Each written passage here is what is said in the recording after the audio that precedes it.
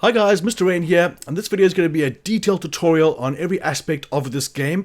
Now how it's going to work is if you look in the description, I'm going to have categorized tutorials. For example, the tutorial on the genetics and genomes might be spread over 3 hours, so under that heading I'll have different timestamps where I talk about that in the video. So head down there if you want to check it out or you want to jump to something. Otherwise this will be a full playthrough on the San Diego Chaos Theory mission.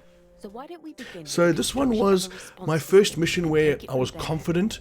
You know, I knew what I wanted to do. I knew what buildings had to go down. The amenities were not giving me trouble, which they gave me massive trouble on the Jurassic Park Chaos Theory. And I will be uploading that video after this as well. But I thought the tutorial would be a better one to start with. So, as you can see, you have to repair these.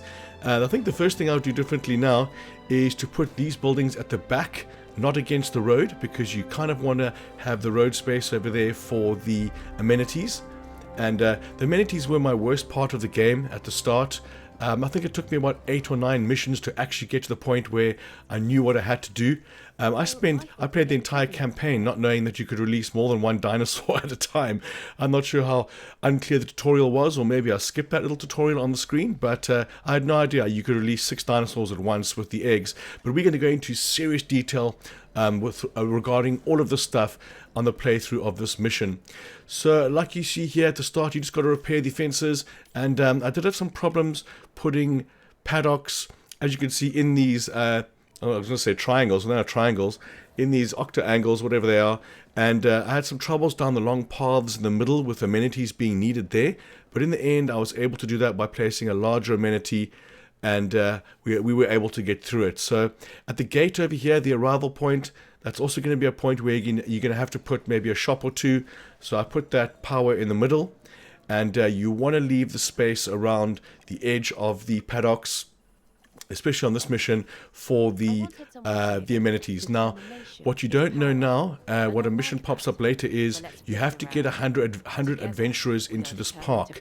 Now, the only way to do that is to have, and again, we will go into detail in this later, guys, you have to have a high infamy level with dinosaurs, as in you feed them other dinosaurs and they get a high infamy level, but that just takes way too long. But what I can tell you now, what you won't know yet, is build the park tours, the gyro balls, the hamster balls, if you will, because those attract adventurers. I think I built maybe 3 or 4 in the last 15 last 50 minutes of this level, and I got 100 guys in there. Lemon squeezy. It was very, very quick. So instead of doing as many of the viewing platforms as I do in this, you should probably make space for the hamster balls, because that is what you're going to need a little bit later. And they say, yeah, you can change the needs of the amenities and the shops, and it didn't really work. The shops were an absolute pain in my ass, and I found a way to deal with them without even looking at the stats. It makes it very, very simple. I'm not even sure if it's the correct way to do it, but it worked wonderfully for me on this particular level. Okay, so at the start you just got to repair all these things, and this is more level based, not general tutorial based. But I have to mention one more time, if you're looking for a specific thing, please check the description. There will be timestamps to all of the specific tutorials down there. So if you are looking for something, then have a look down there and you'll find what you need. So, like I mentioned before, I had some trouble with the shops. I'm just going to call them shops now, not amenities or amenities. I'm just going to call them shops just so people know. With the shops in between these paddocks. Now, if I had to do things differently again, or if I had to play this level again on a harder setting, I would most likely put a tour ride somewhere along the middle of these, because, I mean, as small as that paddock looks, when you put the T-Rex in there, it really is more than enough space to actually accommodate for his needs. And also you can put the COMPSOGNATHUS in there as well, which is the small copies. You could put that dinosaur with absolutely anyone, anything. I mean, I'm pretty clear on the stats page for dinosaurs. Just a couple of little things I wasn't sure about when I put the Metrocanthosaurus or the Carnogosaurus, and then it said that it was friendly with another large dinosaur, and I was like, is that right? I didn't actually get a chance to test it.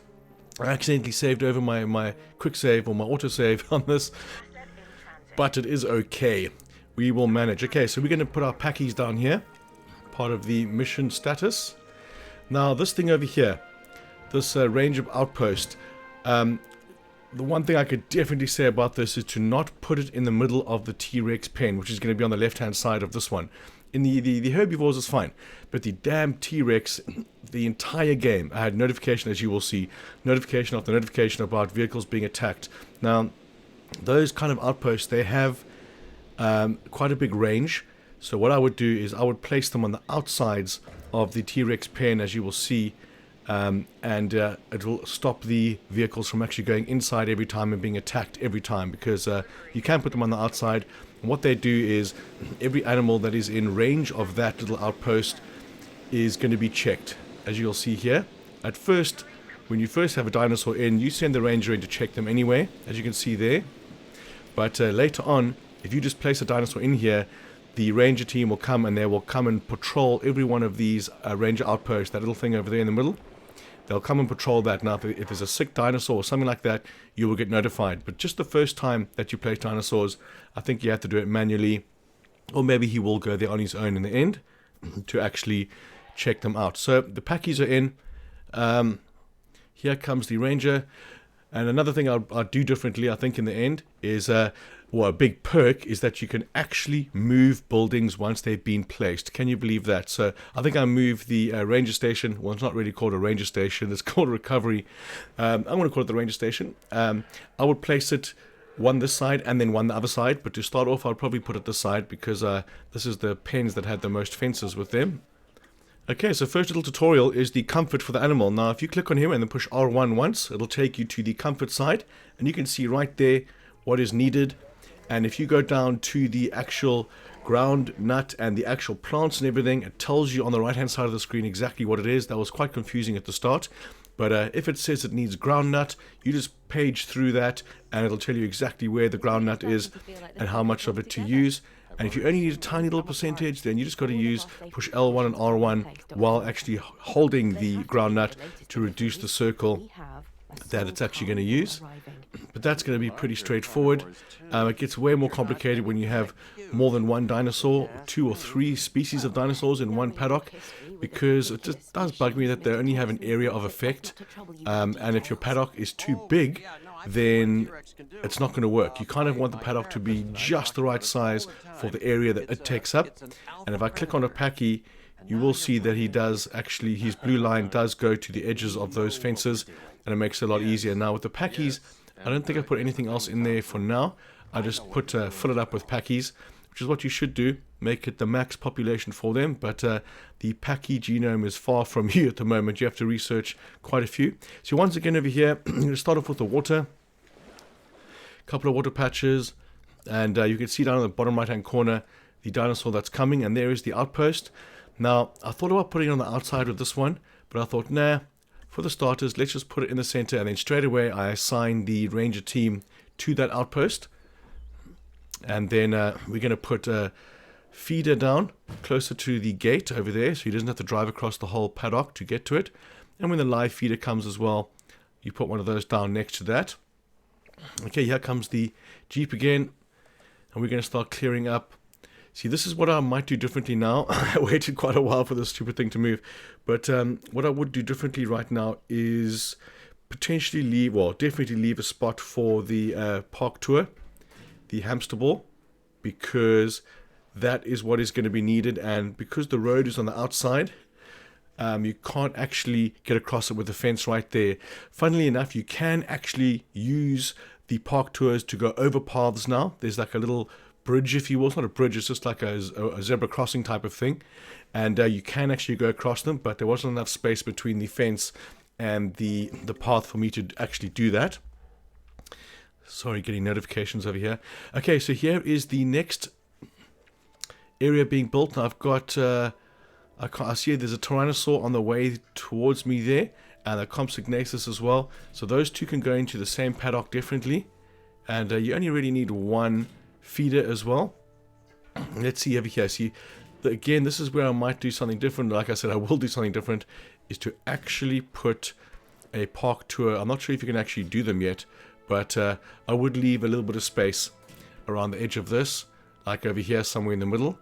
But then again, if you put a tour down there, then you're going to need to put the shops close to it. So I would keep the park tour to the edges, to where the pathways are now.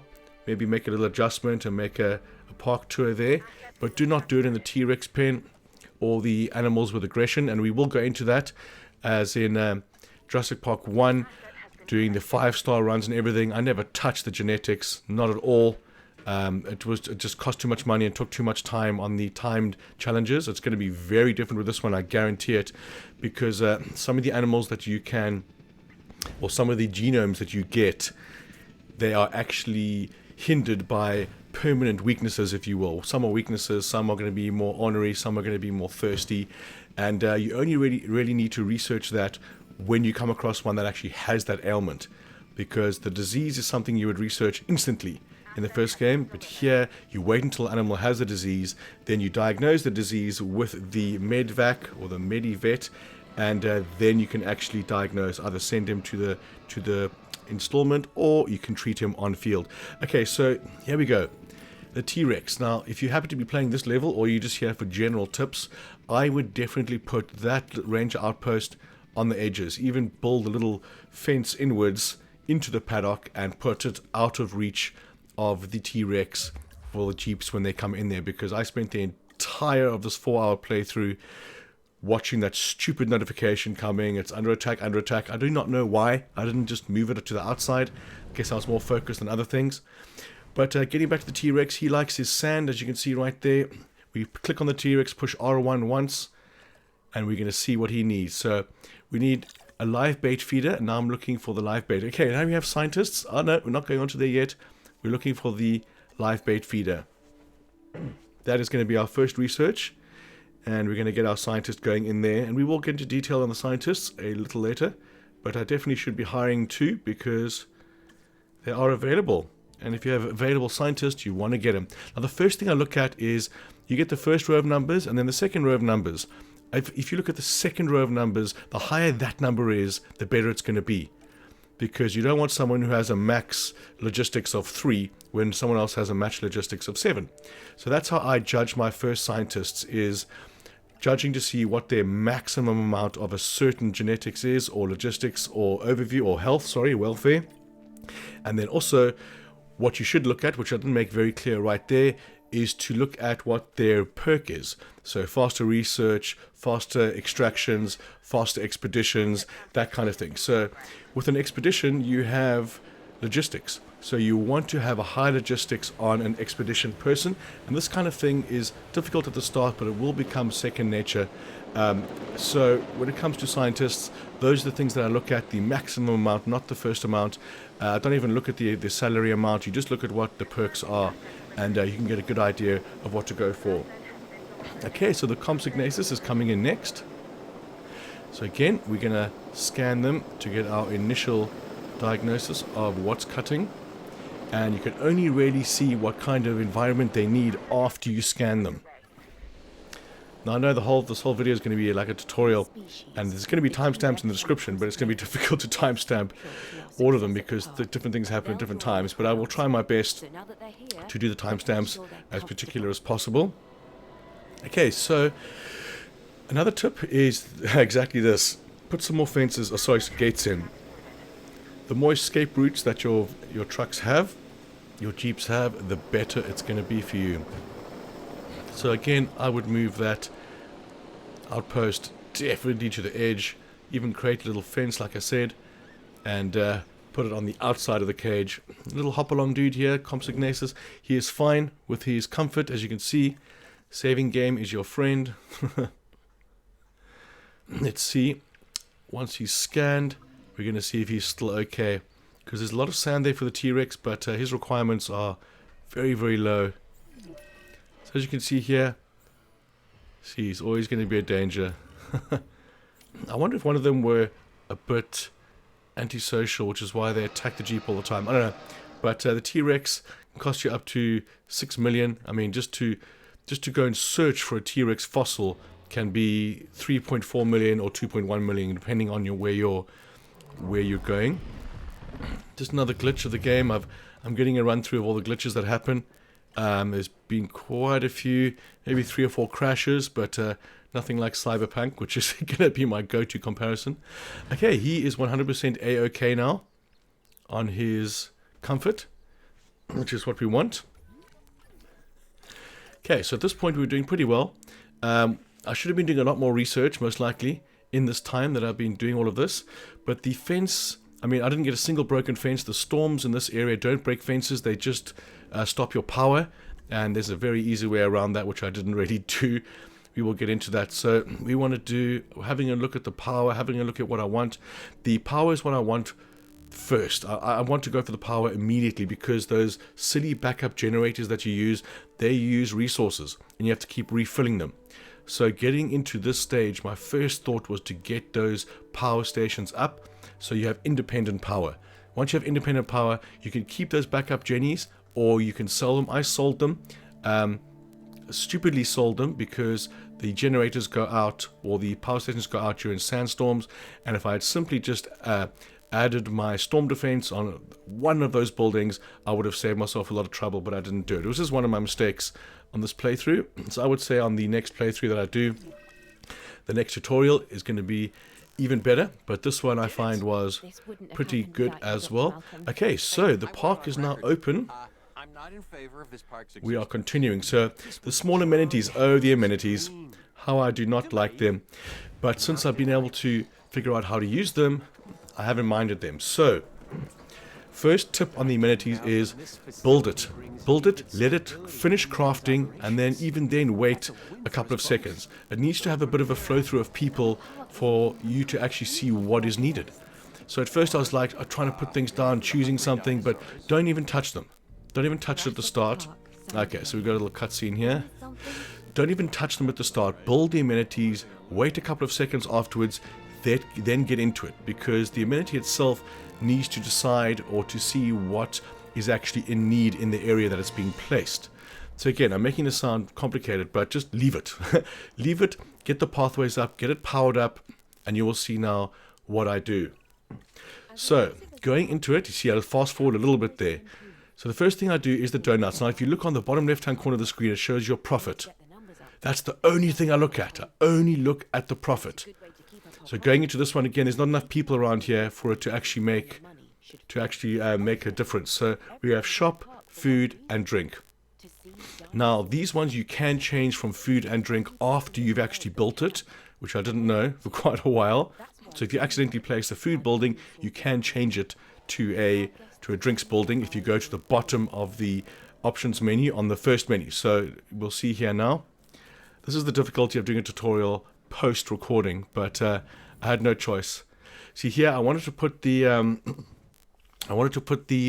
viewing platforms over here, but this is something that should have been done first. And again, I would use the park tour if it's actually available, because that is what the adventure people are going to want on this level. So put that down there. I mean, potentially maybe even move the path out of the way and put it against the fence. I mean, I would definitely do that now. Pause the game, then put the viewing platform right against the fence, put the path going behind it, because it causes a lot of trouble having the path right up against the fence there. I mean, essentially that should be a park tour right up against the fence. There's no benefit of having a human path, if you will. See, I've left the amenities for a little bit, and we're going to have a look at them in a second. Okay guys, upcoming is a pausable moment. This is a tutorial lesson. So right there, under the first option at the bottom, it says other. This is where you can change it from food, drink, and shopping. From any building that you do, you can change it right there. So at the moment, all I'm doing is looking at the profit on the bottom left-hand corner of the amenities and cycling through it. And again, we're going to come back to that in a second. So we're having a bit of an outlook at the park here. Let's have a look at what we do next. We want the emergency bunker right there. Unlike Jurassic Park 1, the view of the dinosaurs, the bunker, the bathrooms, the shops, they all count towards your appeal, your park appeal, which is your park rating pretty much. So at the moment, we're going to use the small hotel, again, kind of in the vicinity of the amenities that I've just built. So pretty much at any viewing platform that you have or park ride, you want the amenities or leave space for the amenities, not necessarily the hotel, but the hotel needs to be placed, or doesn't have to be placed anywhere, but try and put the hotel in the same context as a viewing platform. Put it next to the pen, because they do have, just like Jurassic Park 1, Jurassic World Evolution 1, they do have a viewing area just like the viewing platform. So put the hotels again as close as you can to the paddocks, but it's not a train smash if you don't, but it's a good idea to try and do that. Okay, cost upgrades. These are the upgrades for your buildings, and I'm having a look at them. The first thing, the main thing that I had in mind over here going into this was the being able to train the scientists. So here I've got the amenities. I mean, you can use the small amenities. I used the small amenities for the entire of this playthrough, and they did complain at the end. Probably should have destroyed them and created larger ones after researching, but I didn't, and I was still able to get through this lemon squeezy. So you see the guest count and guest dinosaur visibilities already got the marks over there. And again, I'm just kind of waiting for these people. You can see them coming in the park here, just waiting for them to get to the amenities, and you literally have to see them go there, and then you will be able to change them. See right over here. Now, all I'm doing is looking at the profit on the bottom left corner. That's all I'm looking at. 6,000, 4,000, nope, doesn't go up. There's 5,000, 5,300, 5,800. I'm like, oh, 6,000. Go to the next one. 7,000, 7,000. That's all I'm looking at. I'm not looking at the graphs or anything. I'm just looking at the profits. So going down 6,300, no, we'll go to 7 was the highest one. Go to the next slot. 12,000, 10,000, so 12,000 or 13, 14, yep, he's the winner. Go to the next slot, scroll down, oh, we got 15. Go to the next slot, 17 is the highest, and that is the winner. So again, guys, I know it was quick, but that is all I did, was just look at the profits, but you can only do that if you place the amenity in an area that is needed. If you place it in an area that hasn't got a lot of people, you're not going to get any profits. And that was my problem in the first chaos theory. I couldn't get these things to make a profit, and now, bang, profit. So cycling through, 12,000 is the winner there. Click it, go to the next one, scroll down, oh, 14,000, yeah, that's the next one, click that one, done. I don't look at the graphs, don't look at anything else, just look at the profit at the bottom of the screen. So again, I've got 2 empties here, so we can raise it by 12 over there. Let's do that. Go to the next empty one, 14,900. 14,900 is the winner. That's all I'm looking at. Bang, done. That is it, guys. That is how you master the amenities. I think my biggest problem was the fact that I didn't have enough people there for it to actually register what was needed in the area, and it doesn't make that very clear at all. So if I go to the menu, the overview menu, the management view, let's say, you can see exactly what is needed and where it is needed. So going over here, we're going to need the bunker. But again, the bunker I would put, I suppose that's fine.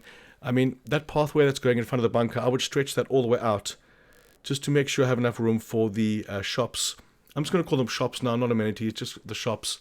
And make sure you've got enough room for those behind each of the viewing platforms or park rides that you have. Okay, going down to the environment, we got the paths. Do exactly that, you clever sausage.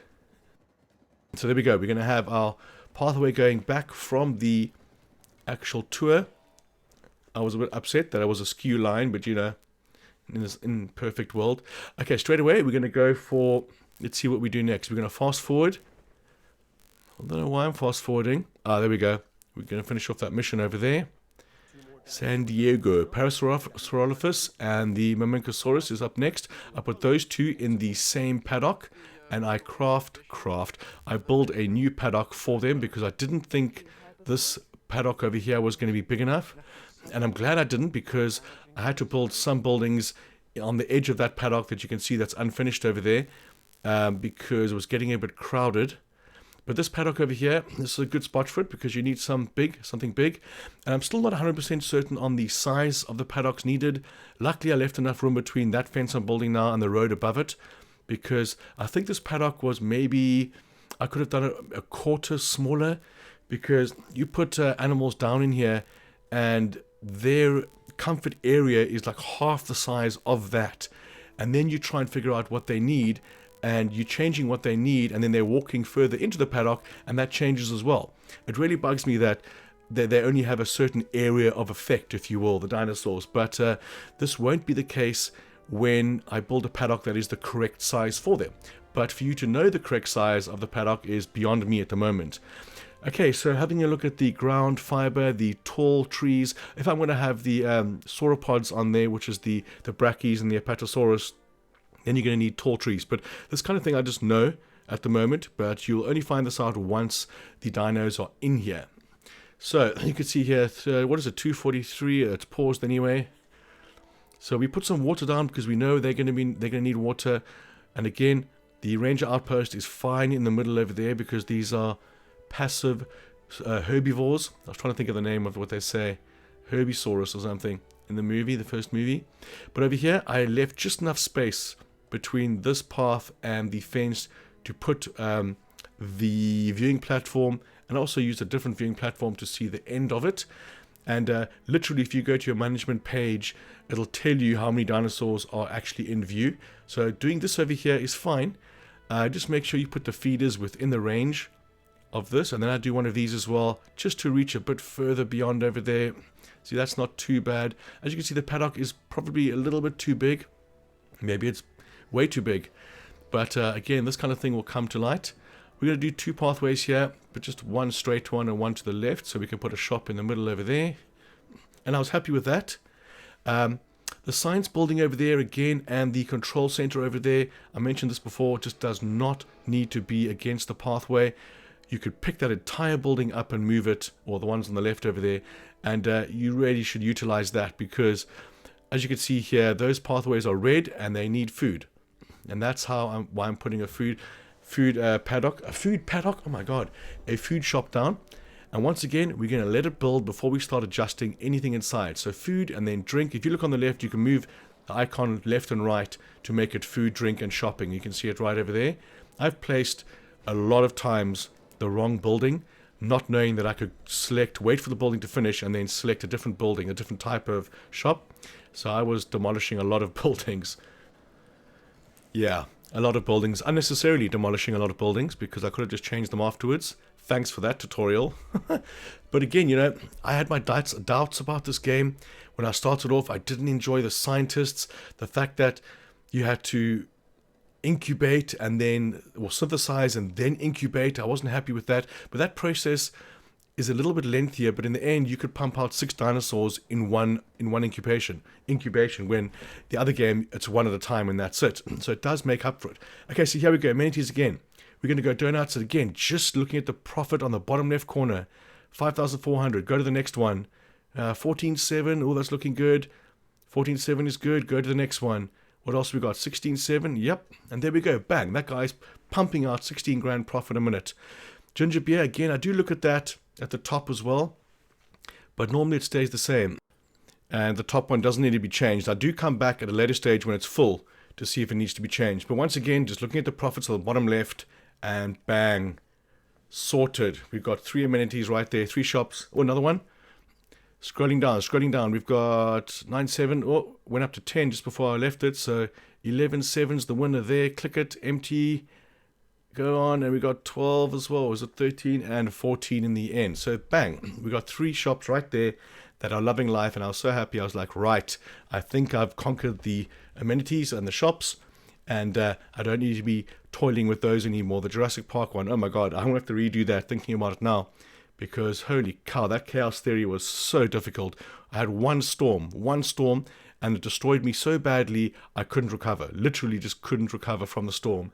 It just went into the negative. And if you close the park, as in open the shelters, you never recover. It goes down to, I was in minus 2 million from being positive like 900k. Storm hit, gone, everything toast. But not anymore. We're going to have a look at the next one we do here. I do a viewing platform from here over there, kind of saving space for the ride later. And again, these silly backup generators we're going to put on the outskirts because they suck.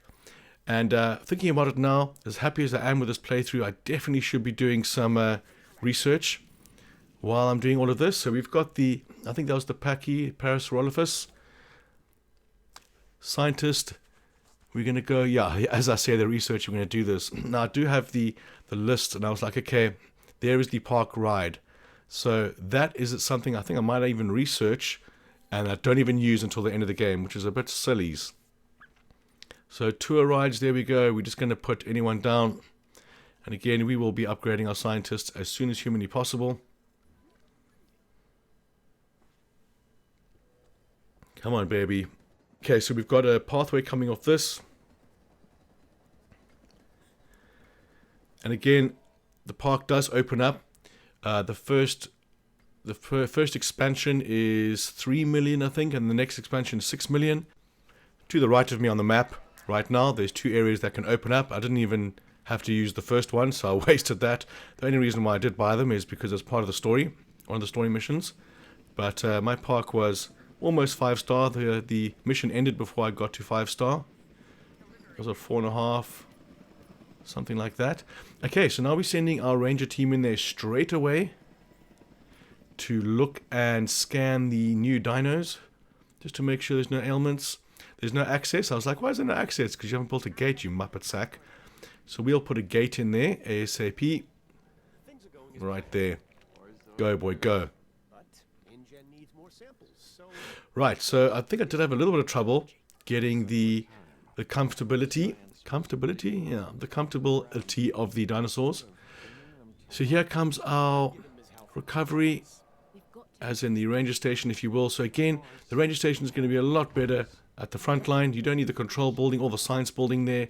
Move those buildings to the back, far away. They just never get used by anything on the map. No point in having them that close. Not sure why I didn't move them. I guess I wasn't used to the fact that I could actually move buildings. So put the extraction capacity on there. That allows you to extract more fossils at one time, which is vital, because they're not like the other one where you can just extract. You have to extract, select the extraction, then put a scientist onto that. So the more you have in one go, the better. So now I'm just looking at all the buildings. There, improve yield. You definitely want that on straight away. That is vital. Just like the first game. The game changes when you have the dig yield. Same as this. Okay, so where is my dude? There he is right there. Coming in for the scan. So the second the first one's scanned, this is pretty much the dinosaur comfortability tutorial.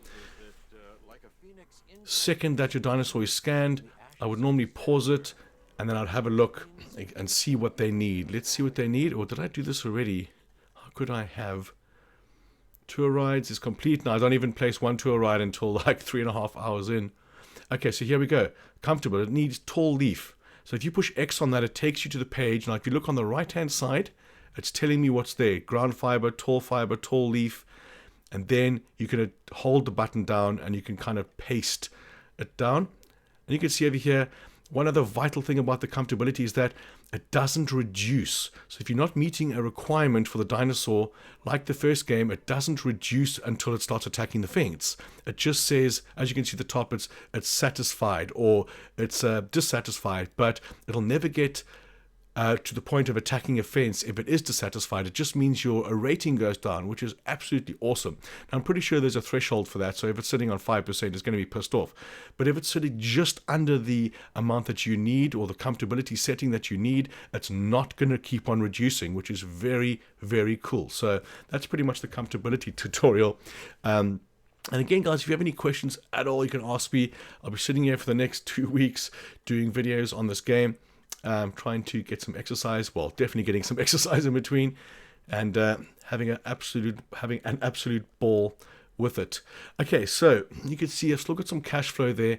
The paleo facility and the response facility. I put a response facility this side as well, so it can look after the points over here. This is what I like to do as well. When I've got a couple of paddocks up, then I delete all of the assigned outposts of the jeeps and then redo them. So this side over here, I only want these ones, as you can see what I'm doing here. This one to go over here, and I wanted to do the next one on the left over there. Could just do that one. But no, there's no point in making this guy go to the paddock way on the other side because it just uses up way too much fuel. And that's something else you have to refuel or resupply is the fuel. So you can see here, it wants ground space. Now, this doesn't mean increasing your paddock size. It means removing some of the foliage like this. Removing the foliage maybe around the edges, but leaving the stuff in the middle. And again, so close, but you can see it's 92%, 94%, and it says perfect. So I don't need to do what I'm doing here.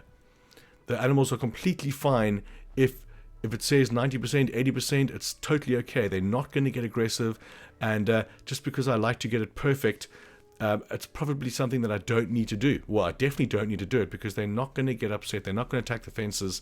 So very, very useful and better than the previous game, whereas if it's 1% under its required needs, then you're going to have a dinosaur attacking the fence in a couple of minutes, but not the same with this game. And 90%, 85%, 80% even seems like it's going to be okay, and your dinosaur's not going to become a shithead and start attacking other dinosaurs and the fences. So in that aspect, I really like the changes in that, the mechanics.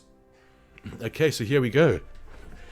Now, when it comes to the world map, I stick with the animals I've already got. So the Parasaurolophus, the Pachycephalosaurus, the Compsognathus, and the T-Rex. Well, T-Rex is out of this equation, but I go for those ones because you want to maximize the dinosaurs that you've already got. And that's what my plan was. I think I'd do the Parasaurolophus first and the Compsognathus as well.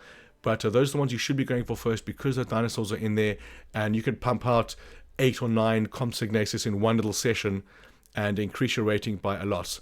Okay, the infrastructure is where you're going to get the staff center. Now, the staff center is vital because the more staff centers you have, the more you're able to train your scientists, and the more add-ons to those buildings you can put on, as in speed up the resting time, decrease the cost of the resting time. The staff center is vital, and I think you can build 3 in the end, maybe even 4, but that should be on the top of your list of things to build, because the research and the expeditions I'm doing now, I could have way more stats on my scientists, and I could send off less scientists per job. This means that less scientists will be tired quicker, if it follows me. So if you can send 1 scientist off instead of sending 3 scientists, then only 1 scientist is going to have a little notch on his tired belt, if you will. Okay, so that is the staff center tutorial. I guess it is as simple as that. Having a look at this, I think I was trying to find, let's see what I was trying to find. Not sure what I was doing there, which is why the next playthrough is going to be potentially a live recording. So I'm looking at the management screen now, looking at the food at the shops. So the small amenity we're going to put right over there. I was like, oh, that would have been such a good little spot for it. I think these ones I do mess around for the first time since playing the game, all of the customizable options, and there are quite a few, and it is cool to be able to make them look different. But you can do one of them and then save that as a template, and all the rest will look exactly the same. Now, the aesthetic look is not going to have any effect on the stats at all, but I just wanted to have a look and see what it was like, and because I like to make them look as rustic as possible. Okay, so I was lucky to be able to fit in 3 shops like I was mentioning before, right over there, because if not, I wouldn't have been able to attend the needs of the guests in this area, and I would have reduced my rating. So luckily, I was able to get 2 of these in there, and this was the first time I clicked on the decorations tab. I had the entire campaign, I don't think it's in the campaign mode, but over here I was like, oh my god, it's little decorations. So in the end, when I do have a relaxed playthrough on Sandbox, that's the kind of thing I want to do. I want to be intricate and put details everywhere, trees everywhere, that kind of thing. Only after I've done all of the challenge missions and the Chaos Theory missions, heavy tutorials on all of those upcoming. Okay, this is what I was talking about, the extractions. You've got to select as many as you can. At the moment, the money's okay, so I would just select the fossils with DNA in them. And now you just got to select a scientist that has the required needs, and then send him off to rest straight away. Or her off, in this case. Okay, staff center is right there, and it's cool that you can go to the staff center on the build menu and push X. It takes you to the research menu, so definitely staff centers up next. I'm glad I had that one in the basket. So I'm happy with this paddock, and again, as you can see, the space needs of this is a little bit too big, so I could have had some more area. As you can see here, ailments are fine. He's 100%. Open space, water 92, but happy with that paddock, but definitely could have made just a bit smaller. I think maybe clicking on the dinosaur in the area, the blue area that it shows, is maybe the area it needs for a pen. Would make sense. I mean, why would it be bigger if you're in one part of the paddock and it's not meeting the needs? Okay, back onto the amenities. So straight away, we're going to go and see what's next. We've got 4,000, we have 8,000, oh, there we go, 12,000. And again, just looking at the profit on the bottom left, 11,000, 11,600, 11,700 is the winner, 11,700 is the winner. Go to the next one. And bang, you've got an amenity that's making you profit right there. Lemon squeezy, guys. Now that you know, now that I know as well. So going down the list, 9,900 is the winner there, 15,600, 18, is that 18? 17, yep. And then we have 17,300. So again, the more of these you have, putting them in the right areas, they are going to be the bulk of your income. Because even when I was cruising and I had the park at almost max everything, I still was only getting about between 40 and 46k a minute. Even after I put in like 3 Carnotaurauses, it went up like maybe 2,000. It was very, very minuscule. And this is when I thought, okay, let's just have a look at the different types, because it's not something I'd done before. I like the sideways one, but at the moment the path is in the middle. So I kept it in the middle. Not that it's going to make any difference. This is purely aesthetic, guys. This is not going to change anything. But, you know, if not, why not? And again, you can save them as a template if you want. Was that the donuts? And it just looks a lot better at night. I like to go, like I said, the rustic. Have some tables on top. Some plants outside. Maybe some thatched roofs as well. But again, not really needed on this playthrough. But at a later stage, definitely something that I will be getting into. Okay, so that is done and dusted. I thought one more time, let's do it here. I think this is the one with the thatch. I think there's a thatch possibility. But sticking with the plants and tables on top. Should have gone for a smaller entrance there.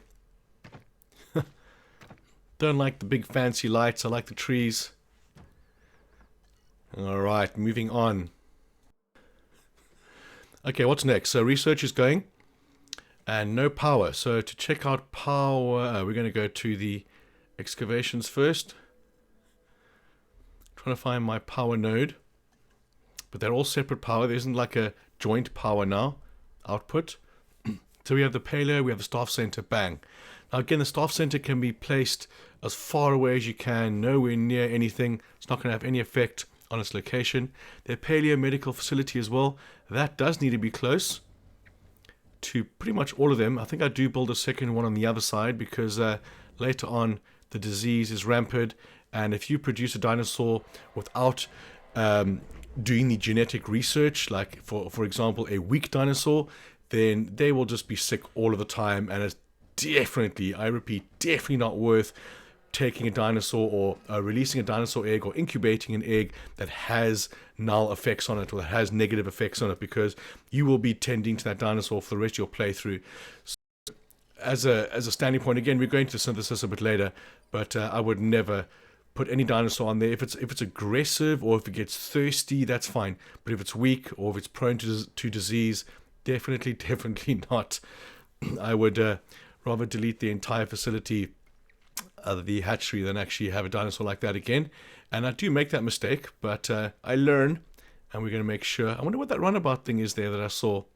Maybe it is a runabout. I don't know. Okay, so we're still on to the Parasaurolophus. It seems right there. And again, I'm waiting for that staff facility to increase. As you can see right here, I can hire new staff. Okay, so again, the first thing I do, I look at the second number, guys. The second number on all of their stats. And look for the highest one possible. And then I'll look at their perk, so the traits. So having a look. I can't see on the screen I'm looking at now, but I can see 5, 4, 4, 4, 5, and I can see a 9 on logistics over there. That's pretty good. Now I go back to the beginning and I look at their perks. So you want fast research, cheap research, fast expeditions, those kind of things. I don't care about the salary aspects of them. It's not a good enough thing to choose. So I chose him because of his logistics. But that is how I choose my scientists, to go on the max amount of their traits. So if they're sitting with like a max of 3, 2, and 3, then there's no point, because after doing one staff center, they'll be maxed out and they'll be absolutely useless to you. And the reason for this is because you can only select to start 3 scientists per project. So if you don't make up, let's say, X amount of 13 welfare, then you can't make up 13 welfare with 3 scientists, then it's not going to work. You have to have enough. So let's look at the incubation over here. We're going to go for the hatchery upgrade right there. And that's going to be pumping out the research. Having a look, we need total dinosaur species to 5 of 6. So we need one more species to get that one. And we are having a look at is the staff center built? I should be able to train my guys now. So that just means that research has become available. It doesn't mean there's the research complete. So we're having a look at some amenities again. Overview. And we're going to put another one down here. Oh, I don't think we do in the end. Yeah, we put it this side. Luckily, I didn't put the fence there because we're going to need something there. I'm not sure what that was, to be honest. Was it a small amenity? I'm not sure. Having a look at the whole map here. Never get anywhere near using it. Only just get to the edge of it, really. Okay, the Parasaurolophus is still going. And I always wondered why at the start of the game, I was like, when I'm on the map, why is it paused? But if you are in any of the menu screens, everything is paused. Time is paused, research is paused, everything's paused. I was like, well, damn it, just start. And I didn't understand why it was paused. But this came to light afterwards. And I guess that is another tutorial right there. Having a look at the guests. I mean, like I said before, I didn't even increase the amenity buildings to the large ones. I started placing some medium ones, but I never deleted the first ones, which you should have done, because the larger ones can cater for more guests and better happiness, better appeal. So cost upgrades over there. These are just various upgrades, but we want that one over there, staff improvement. And that's the one you want to gun for all the time, because like I said before, the less scientists you can put on to a single task, the better.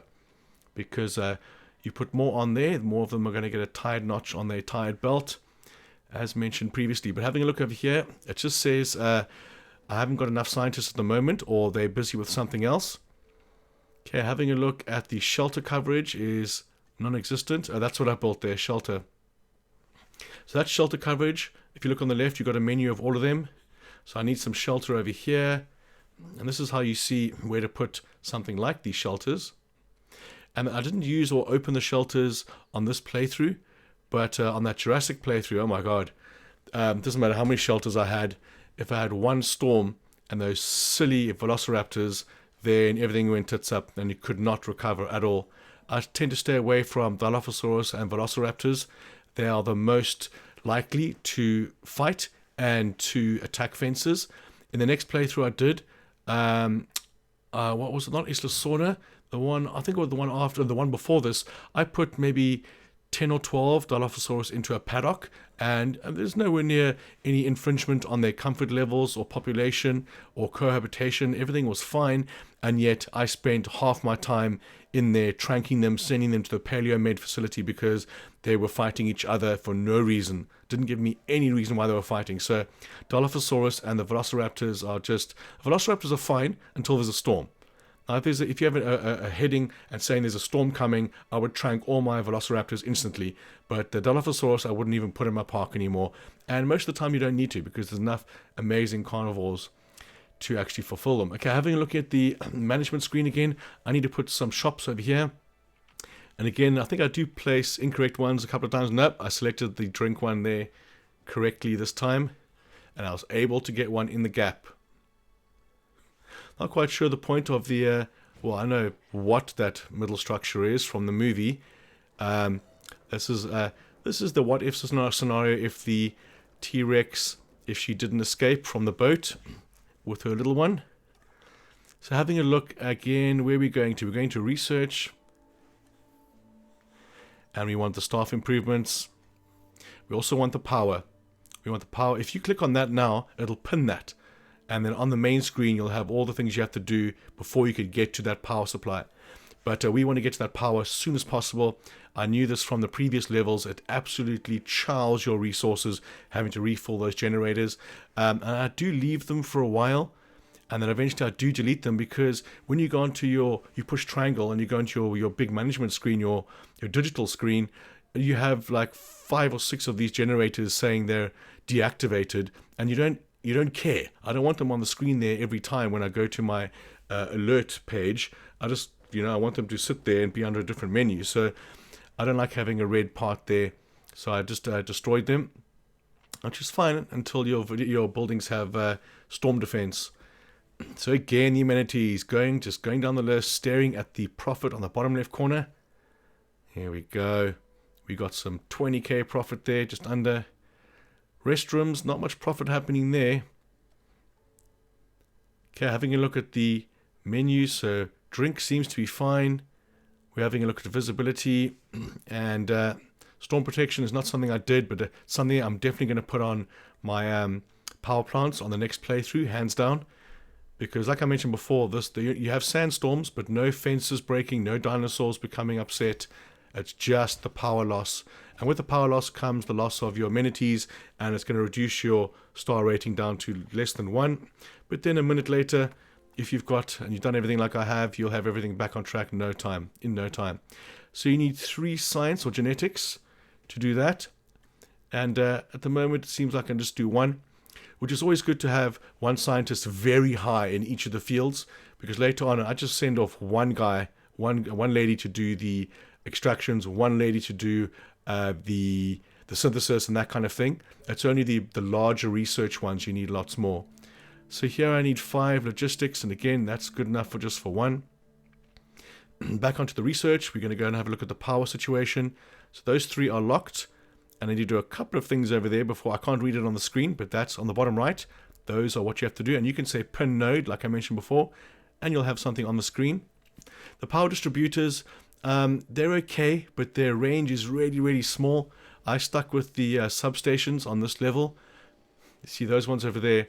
I want the power station. So bang, we're able to do the small power station. Again, I should be looking right against the edge of the map. There you go, you clever sausage.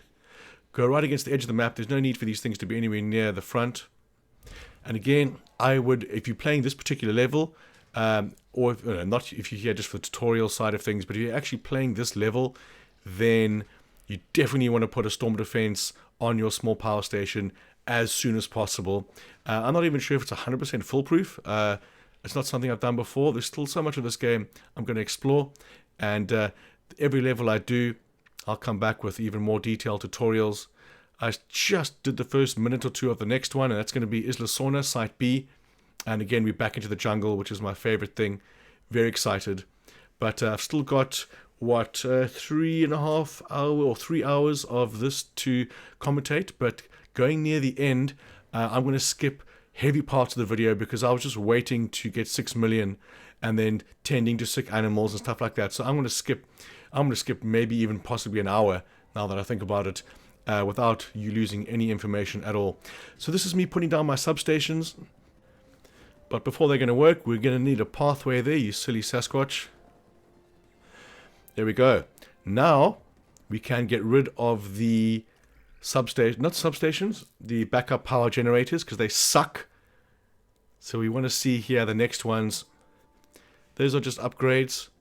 I mean, you could do this entire level just with what I've got, what you've got there. Small power stations. I think I built 2, maybe 3 in the end. So power supply is absolutely fine. We have a look at the infrastructure. We want that. We want the staff improvement as soon as possible so we can upgrade our scientists, and we'll get into that in a second. I'm going to have to go through this video one more time, noting all the timestamps, and just put them all into categories down the bottom. It's actually not a bad idea. Like, everything I say on the scientists, I could have under a certain timestamp category down below. That's exactly what I want to do. Okay, so what have we got next? What do we have there? We have San Diego. See, right, it says there, storm defense. Put that in there, guys. If you're on this level, you're watching this tutorial for this level, then put that storm defense in there. Here's my first one. So at first, like I said, I could just push right and left on the D-pad now, and it would jump me to each of them. But there we go. That's what I was talking about. I have a red generator on the left-hand side there, And if you have a sick animal or something, it's all about speed. I know you can pause the game, but if you go try and get to the sick animal, you have to scroll through 7 backup generators first. It just bugs me.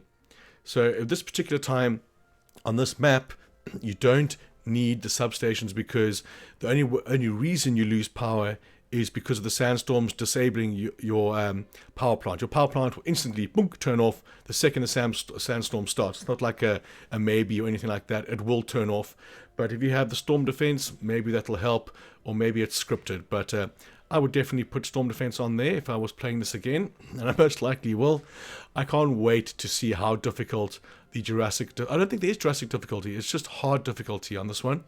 Can't wait to see how hard that's going to be. But I want to do all of the chaos theory and all of the challenges before I even get that, hence the 2 weeks I've set aside for this. Okay, so now I'm trying to get that substation to cover the front entrance there as well. Woohoo! Almost 3 stars, and then 238%. On the first one, that always goes up like that. Next, it'll go up way less. Okay, so here's another substation. Sorry, backup station. I've got to get these names right.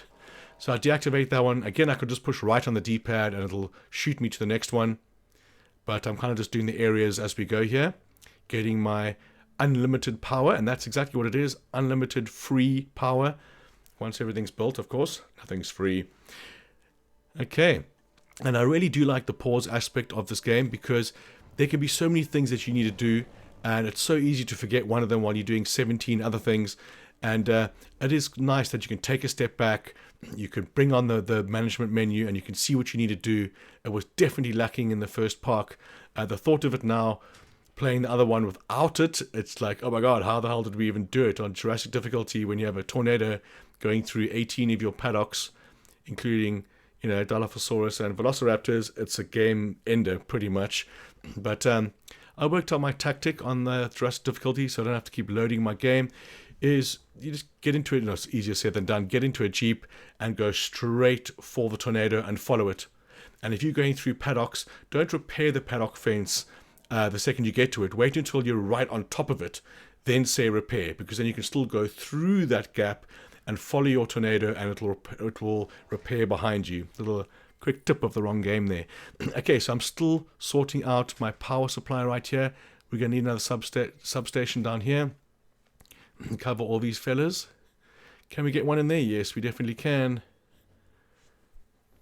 I'm not even sure if I was meant to use that middle section, the actual park area there, the amphitheater. I'm not sure if I was meant to use that in some way, but I didn't, and I couldn't click on it. So, I don't know. I'll have a closer look next time I'm on this. So again, I've got the backup generators still on the map. We have a substation there, and we have one over here. Yeah, I just deleted this one because I thought, oh, looks like I could delete the amphitheater as well. Is that something I want to do? Looking at it now, I could have used that middle section for something. It's a big enough area to have small dinos in there. Maybe Eucephalus or Crichtonsaurus might fit in there. Who knows? It took almost 13 hours for my video to be processed on YouTube. The upload takes a couple of minutes. Even on a 2-hour video, the upload takes about 15 to 20 minutes. But then the processing, when it says processing HD version I'm staring at now, my god, that takes a long time. It took entire day yesterday for me to put up the Pennsylvania one, 1 hour 51 minutes long. And this one's going to be almost, well, like I said, the gameplay was about 4 hours, but I might bring it down to about 3, skipping some unnecessary areas nearer the end. Okay, so here we're going to do some more extractions. And if you look on the right hand side, the extra slot I put onto the building allows me to select more at one time, and this is vital. Luckily, I have a scientist that can sort that out on her own. Saving is good, saving is great. I've got my Phoenix kitty sitting next to me over here. She has now moved her favorite place to back onto the PC, and she is cute as can be. Let me show you a quick picture of her. Let me find one. And there she is there, little sausage patch. That is the screen I use for these streams, as in paused. I'll be right back. And there is a picture of her currently on the PC. She's not as cross-eyed as the picture makes her out to be. Cute as ever. To open up the back of my PC so I can breathe better with her covering the top, because obviously that's a heater for her all day, every day on there, and she absolutely loves it. Her name is Phoenix. Okay, so we are looking for a hatchery position. Now, ironically, the hatchery doesn't have to be anywhere near a paddock, because we're only going to be airlifting dinosaurs out of here. And I'm trying to find a spot that is kind of where I'm not going to put anything else. So over here, not a good spot because it's too small for starters, but I can put other things over there. I can put this hatchery anywhere I want to. I think more to the right is a good idea over here, because I'm not going to be putting any viewing platforms or shops in this area, but the hatchery can go absolutely anywhere. And that is a good thing to have on the tutorial as well. I was going to have a subsection. Hatchery location does not matter. Okay, so I'm going around at all the backup generators. As you can see them there, 1, 2, 3, 4, 5, I think it's 6 or something. And I get irritated enough when I start needing to use my alert process. And I get faced with those generators. Okay, having a bit more look at the hatchery over here. Hatchery upgrades. And once the hatchery is going to be maxed upgrade, then like I mentioned before, you can pump out up to, I think it was 8 COMPSOGNATHUS copies at one time, and it was very, very, very useful. Although the initial process to incubate and synthesize, or synthesize and incubate, is longer, the end result is 15 times quicker than the first game incubations. Again, we're going to get into that when we start doing it, but I'm not sure. I think we're going to go for the Parasaurolophus first, like I mentioned before, trying to fill up their paddock a bit more. But in the end, it's a certain number of dinosaurs you need, and I didn't even fill up the paddocks to the max amount that they can be full. I went for the species rather, and in the end I think I had to do 3 more dinosaurs to get my target. There we go. Next staff center going up. This allows me to train my scientist even more. I probably wouldn't have put it right there in the same place, because again, all these buildings can be way back against the edge of the map, and they don't need to be next to the edge of the paddocks right there. And we're just going to add some extras. I mean, the additional bays is not really necessary. I only used 2 bays in the end because they're so expensive. Okay guys, we're getting into the synthesis and the genome tutorial right here. If you have a look at the Parasaurolophus, which is going to be right over there, it says he's thirsty. Now, if you synthesize the animal like this, you're going to be spending a lot of time trying to sort out his ailments with the medvac.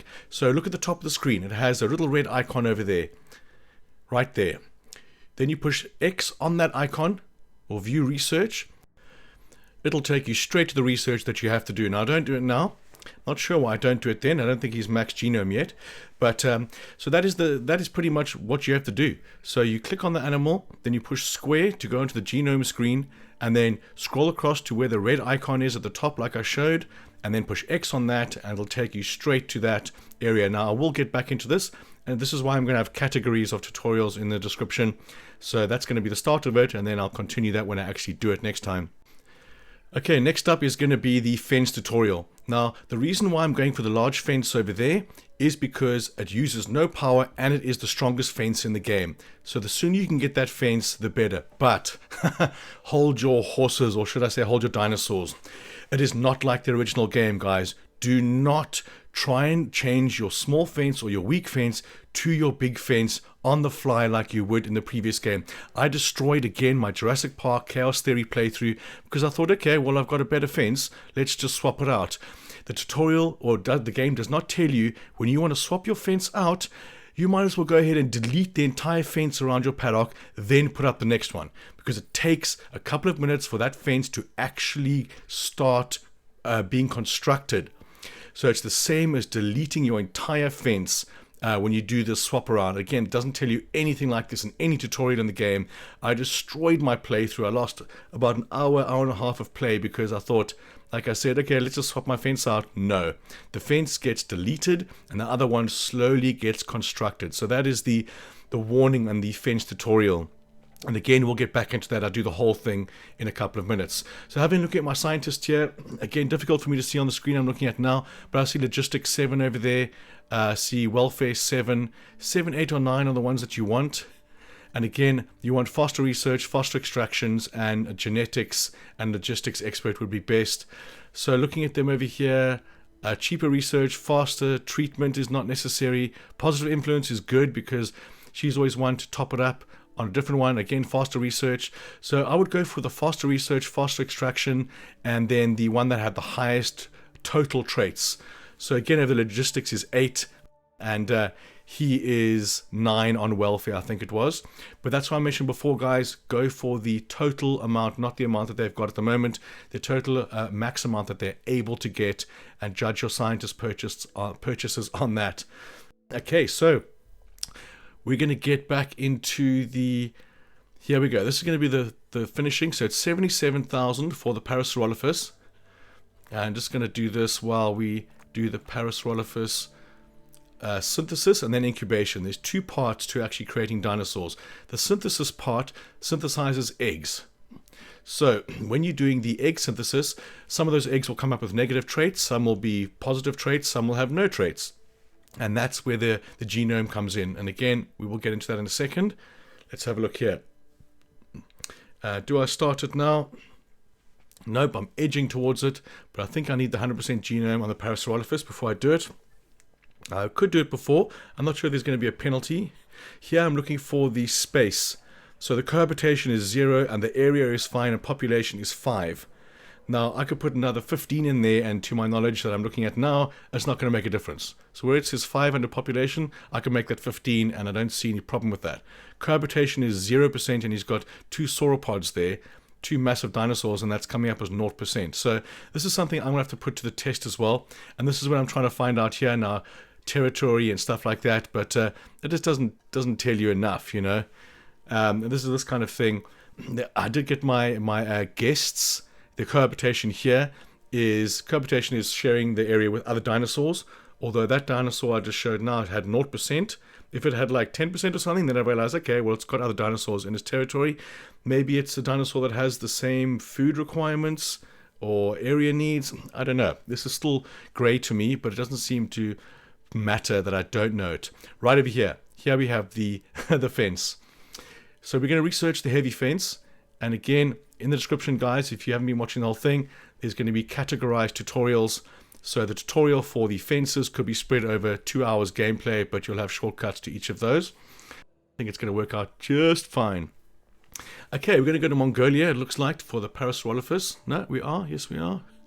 No, VELOCIRAPTORS and DILOPHOSAURUS, like I said before, I won't even go near. The COMPSOGNATHUS definitely, because you can put that dinosaur into any paddock with any dinosaur except other very small ones, and you'll be absolutely fine. Look at him, cocky bastard. And again, cohabitation 0, and he's with 2 T-Rex. So not entirely certain what that means just yet. But again, lots to learn. I love how they sit down like this, like a dog waiting for a tennis ball. Having a look at his stats. And they survive, as in they don't die of old age for the entire of this playthrough. Again, I think I'm just doing last checks, waiting for that fence to be researched. And then we'll continue with the fence tutorial. And the vital information about that tutorial. You can destroy your entire park in 2 or 3 minutes by not knowing that. It takes a long time for the new fence to actually take effect.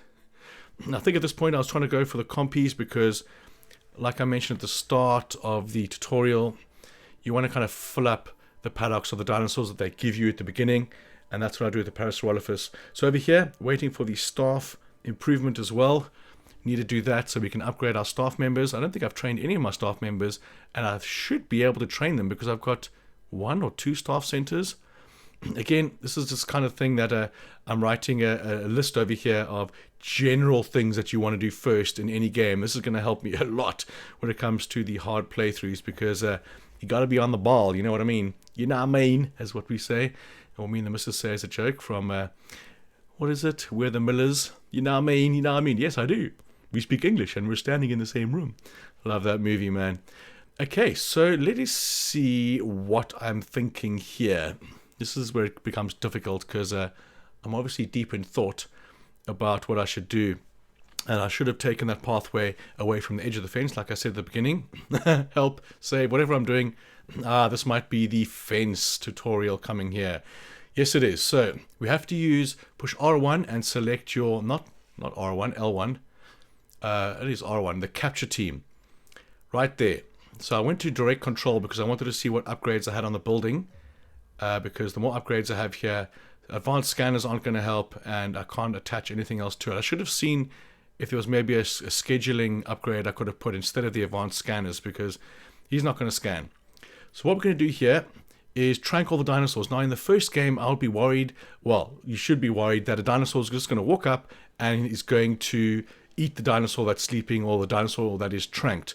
In this game, I haven't had a single dinosaur death by a dinosaur coming up and eating a dinosaur that's tranked. So I don't know if it's going to happen, or if they don't do it, or if I've just gotten very lucky. But as you can see here, and even after doing this, guys, I still make a mistake. I leave one COMPSOGNATHUS untranked, and you will see what it does to my park. I imagine doing it with a T-Rex and 20 comps in your park. Your guests will be so dead. As you can see here, I've got the helicopter. I'm going to trank all of these guys. And again, this is the upgrading fence tutorial.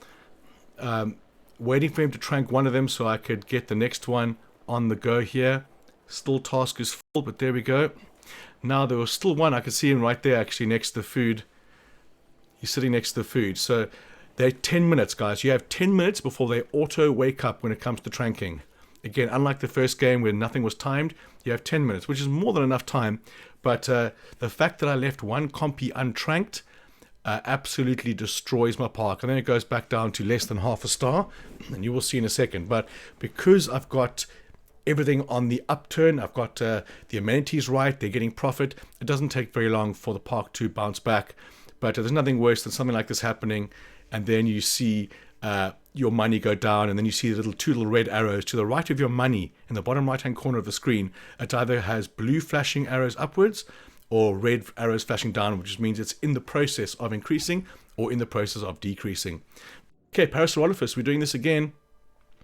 We're going to go research, like I said before, guys. We're going to go straight to the research, and we're going to assign our research for the ailment that our Parasaurolophus has. And again, the timestamps will probably jump you to this section again. So now we've got the scientists researching the ailment for the Parasaurolophus. Let's have a look here. While I'm doing that, I thought they were all tranked. I could see him running over there. I just didn't see him in the game, which is weird because it's a much bigger screen. So you can look at my stars now, 2.5, so to speak. We're going to select the big fence. We're going to say replace on, and we're going to start the replacement. So from the corner, we're going to go all the way around, and I shouldn't have my time paused now. I don't know if it is or isn't, because we want this to start working straight away. And I'm going to show you very specifically how long it takes for them to do this. Now again, I don't have any notification of a dinosaur threat because he's not a threat yet. But look at this. This is now time. So it starts building. It starts with the end one and goes backwards. Bunk, bunk, bunk. But effectively right now, this paddock does not have any fences. When I first saw this in one of the first areas, see dinosaur threat, I was like, oh shit, you sneaky puff adder. Now watch my stars. They should reduce. Going back to the fence, I thought, okay, it's blue and everything, so it's telling me that it's in the process of being upgraded, but I had no idea that it's literally that blue fence in the background there. There's no fence. There is no fence there at all, and your dinosaurs can run rampant. This is not something they tell you in any tutorial. I would have remembered this because it's quite a big thing to do, and it's very different from the first game. Something as different as this is from the first game, you'd think they would make a bit more apparent. Like, oh, caution, you place this fence. It's the same as deleting the entire fence that you already have. Enjoy your game. Thanks for playing. But no, they don't tell you anything like that. Unfortunately, I'm not going to knock this game at all because I've been waiting for it for years. But yes, that is one of the most vital tips I can give.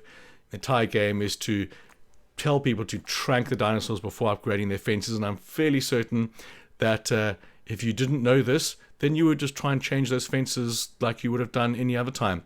And you would have found out the incredibly difficult and bloody way of having dinosaurs running rampant. Here I'm looking for extraction experts, or faster extractions, if you will. So at the moment, I can see here, I've got dinos that are on about 8 minutes, I think. 8 minutes? I don't know, but is that guy still trying to be tranked? If you look at my stars, just went down a massive chunk there because they are access to live dinos. Not even sure if he's been tranked yet, but there's no dinosaur threat. So we go on the fast forward mode here. He just snuck through there, sneaky puff at her. So fence is almost done. And it's the only fence that I do upgrade. And knowing what I know now, I wouldn't do this on your playthrough. Again, if you're watching this for this level, do not do this because the fences do not break. The animals do not attack the fence. The tutorial is more about the sandstorms and, well, yeah, it's a chaos theory. So it's not really a tutorial. It's a what-if scenario.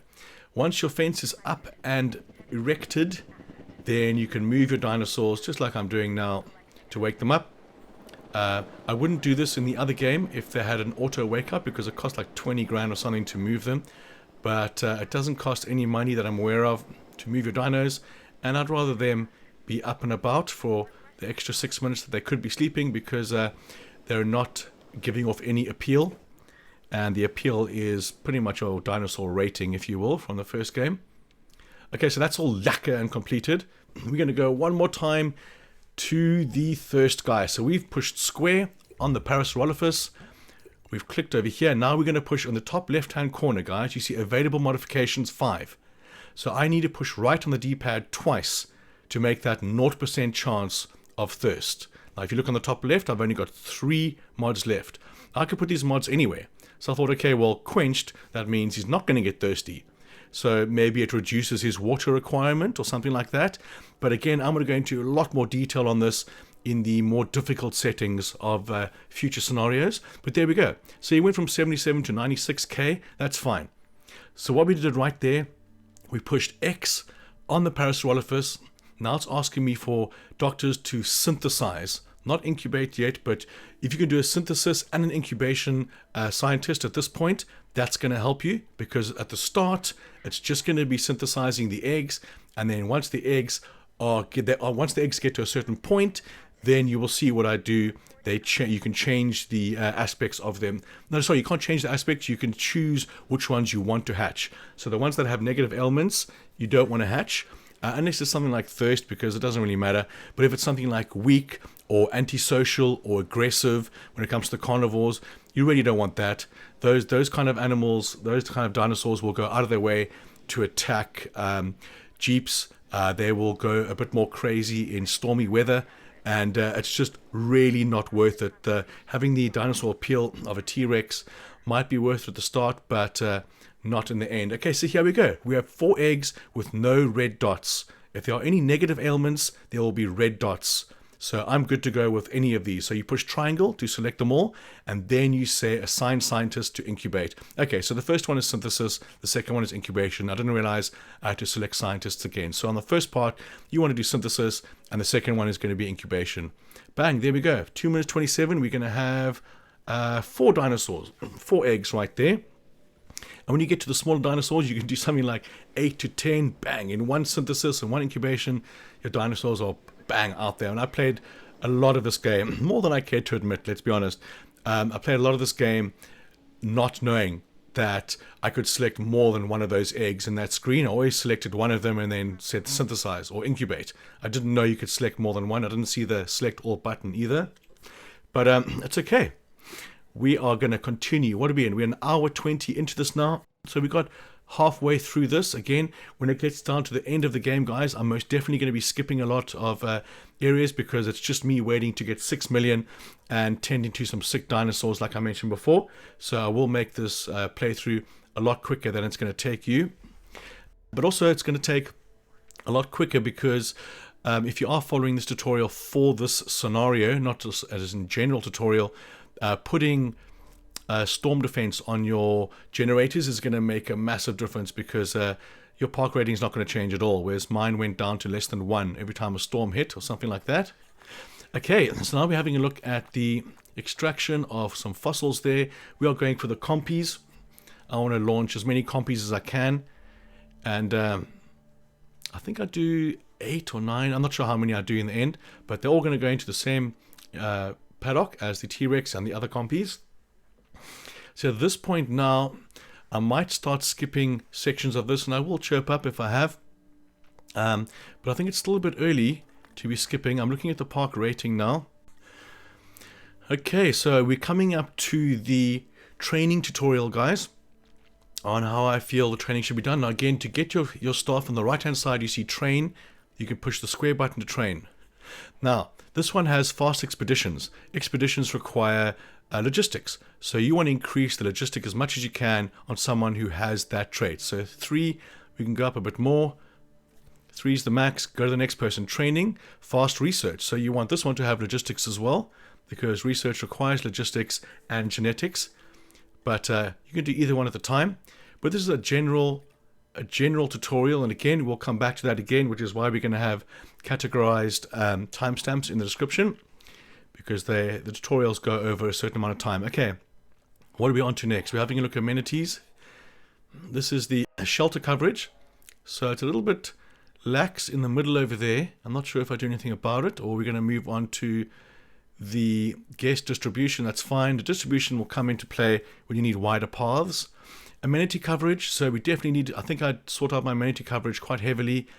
So the food amenity, again, this is what I said before. I can't put food in the middle of those paths, but you try your best to put them at the end. Now, if you can delete this amphitheater here on my right hand side, maybe do it.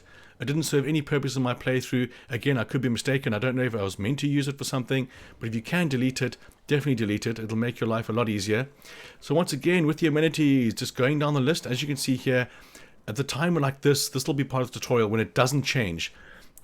Even after it's been built and you give it a bit of time, like I mentioned before in the other tutorial sections, is there aren't enough people there for it to actually make a profit. So you could place something down there and don't put any extras in the buildings, because you're just trying to cover the need for some food or drink in this area. So there's no need for you to put more stuff on like this. As you can see here, okay, so there is enough people in this area. So if this didn't show any increase in profit, just leave it empty.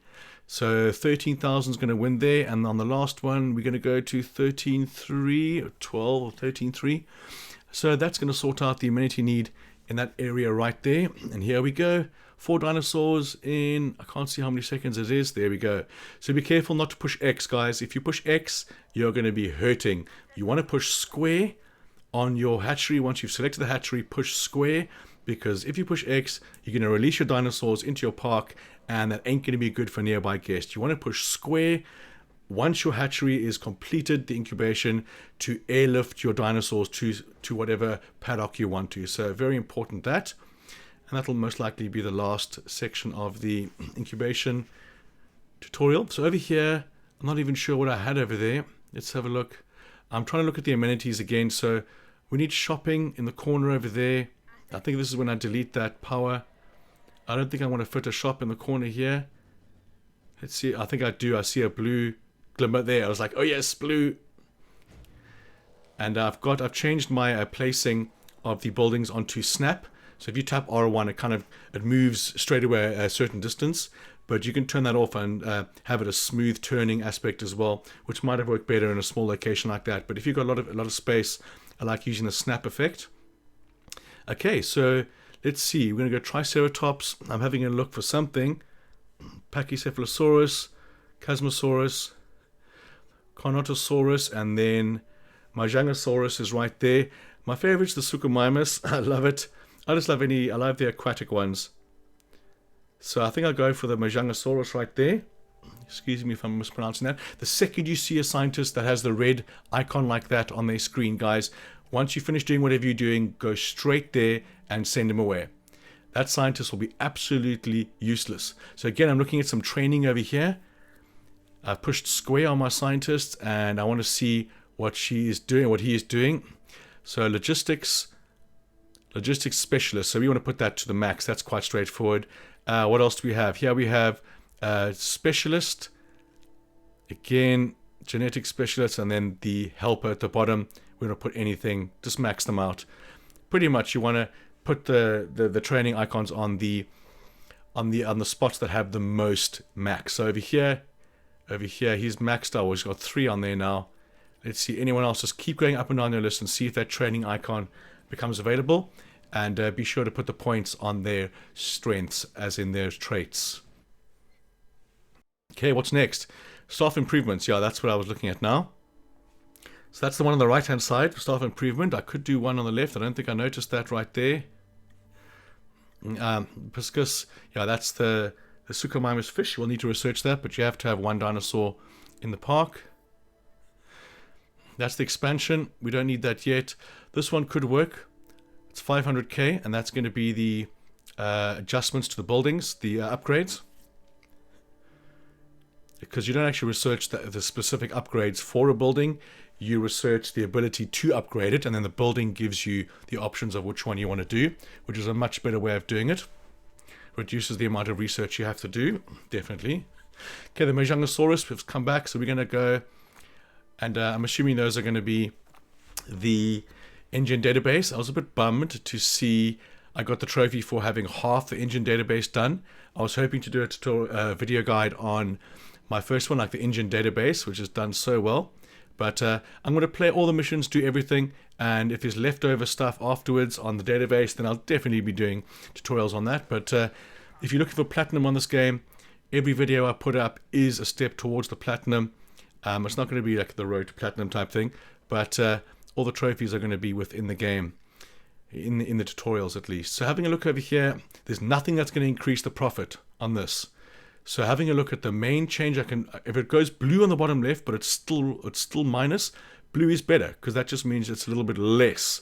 So in a situation like this, where the building is not able to get a profit, then leave these empty. So I'm going down, minus 186 is much better than a minus 1,000.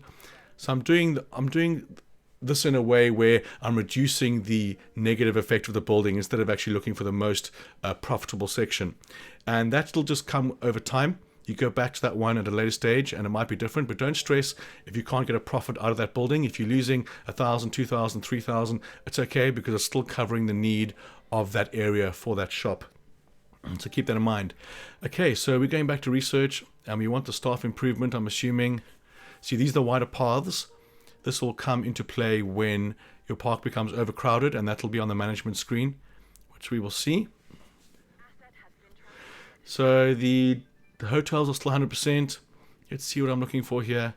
I'm placing the Parasaurolophus in the enclosure, and he's fine on his comfort levels. Let's keep going. Okay, now I'm thinking I need to build a paddock over here, and it's going to be for, I would say, guessing now, the T-Rex, the Triceratops. And I wanted to see, it was actually like a tester, in my opinion. If you push square now, guys, you can make the thing curve. Square again, or make it go straight. I wanted to see, like, how small can this paddock actually be for something like the geez, why do I keep saying T-Rex? For something like the Triceratops, because that's just very vital in future playthroughs of stages on harder levels, is how small can you actually make a paddock for a Triceratops. And that's what this was, a little test run for me here. I put the fence right over here because the unit's on this side, and I wanted to put a viewing platform. And for something like a T-Rex, you could definitely put the park rides, the hamster ball park ride, instead of just a viewing platform, because like I mentioned at the start of the video, you're going to have to get 100 adventure guests in here, and that's where I'm going to start skipping a lot of footage. So this video might be a lot quicker than I was thinking.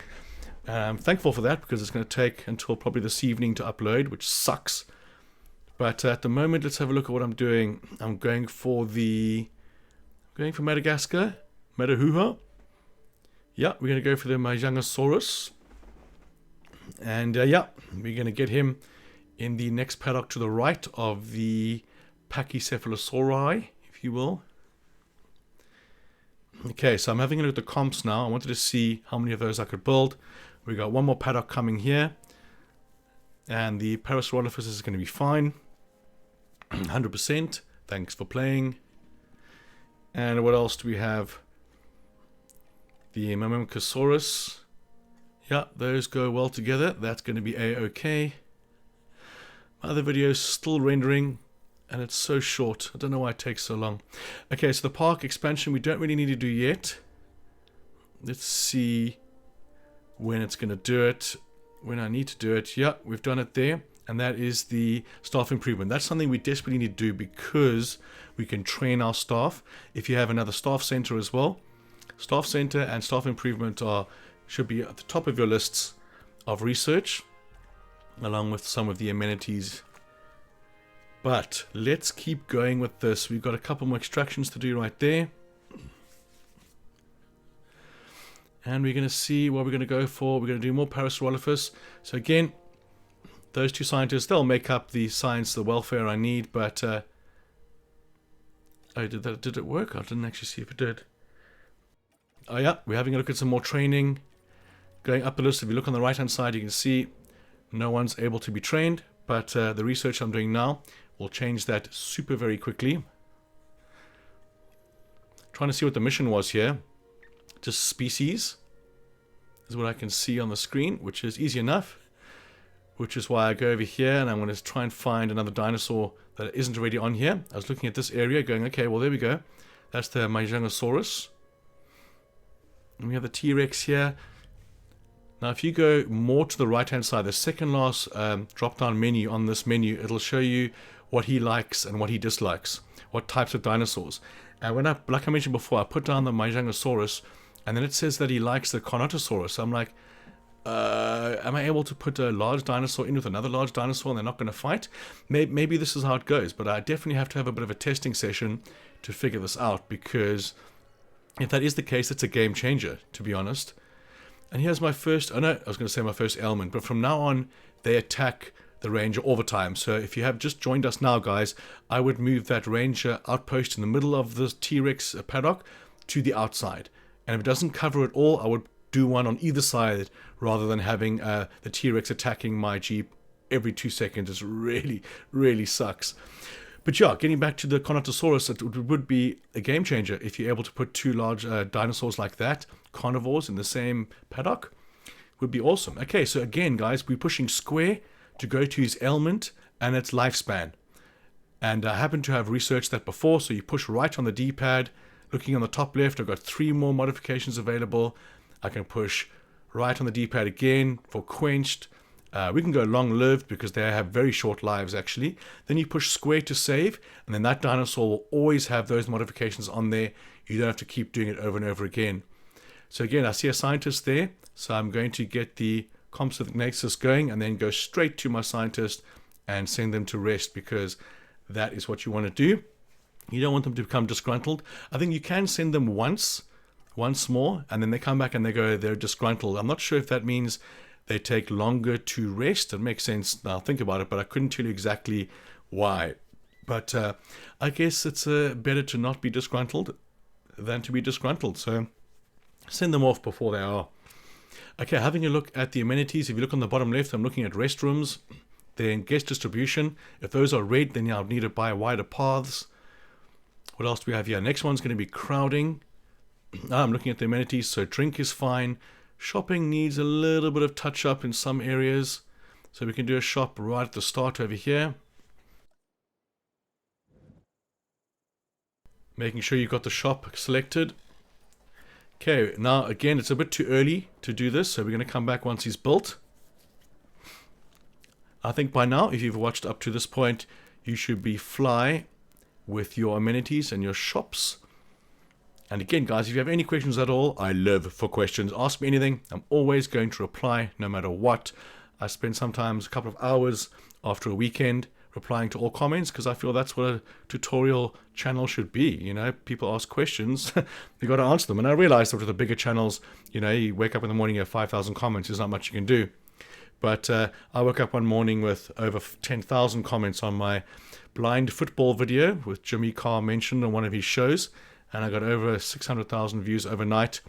That was a good stat increase. Okay, so you can see right here, guys, the ones that have red on them, skittish, and depending if it's not aggressive, if it's not anything too negative, but if it's weak, if it's aggressive, weak, anything that's going to affect it in the health way, you're going to be spending the rest of your playthrough with the Medivac in there, which is why you saw me only select the eggs there that had nothing or positive ailments attached to them.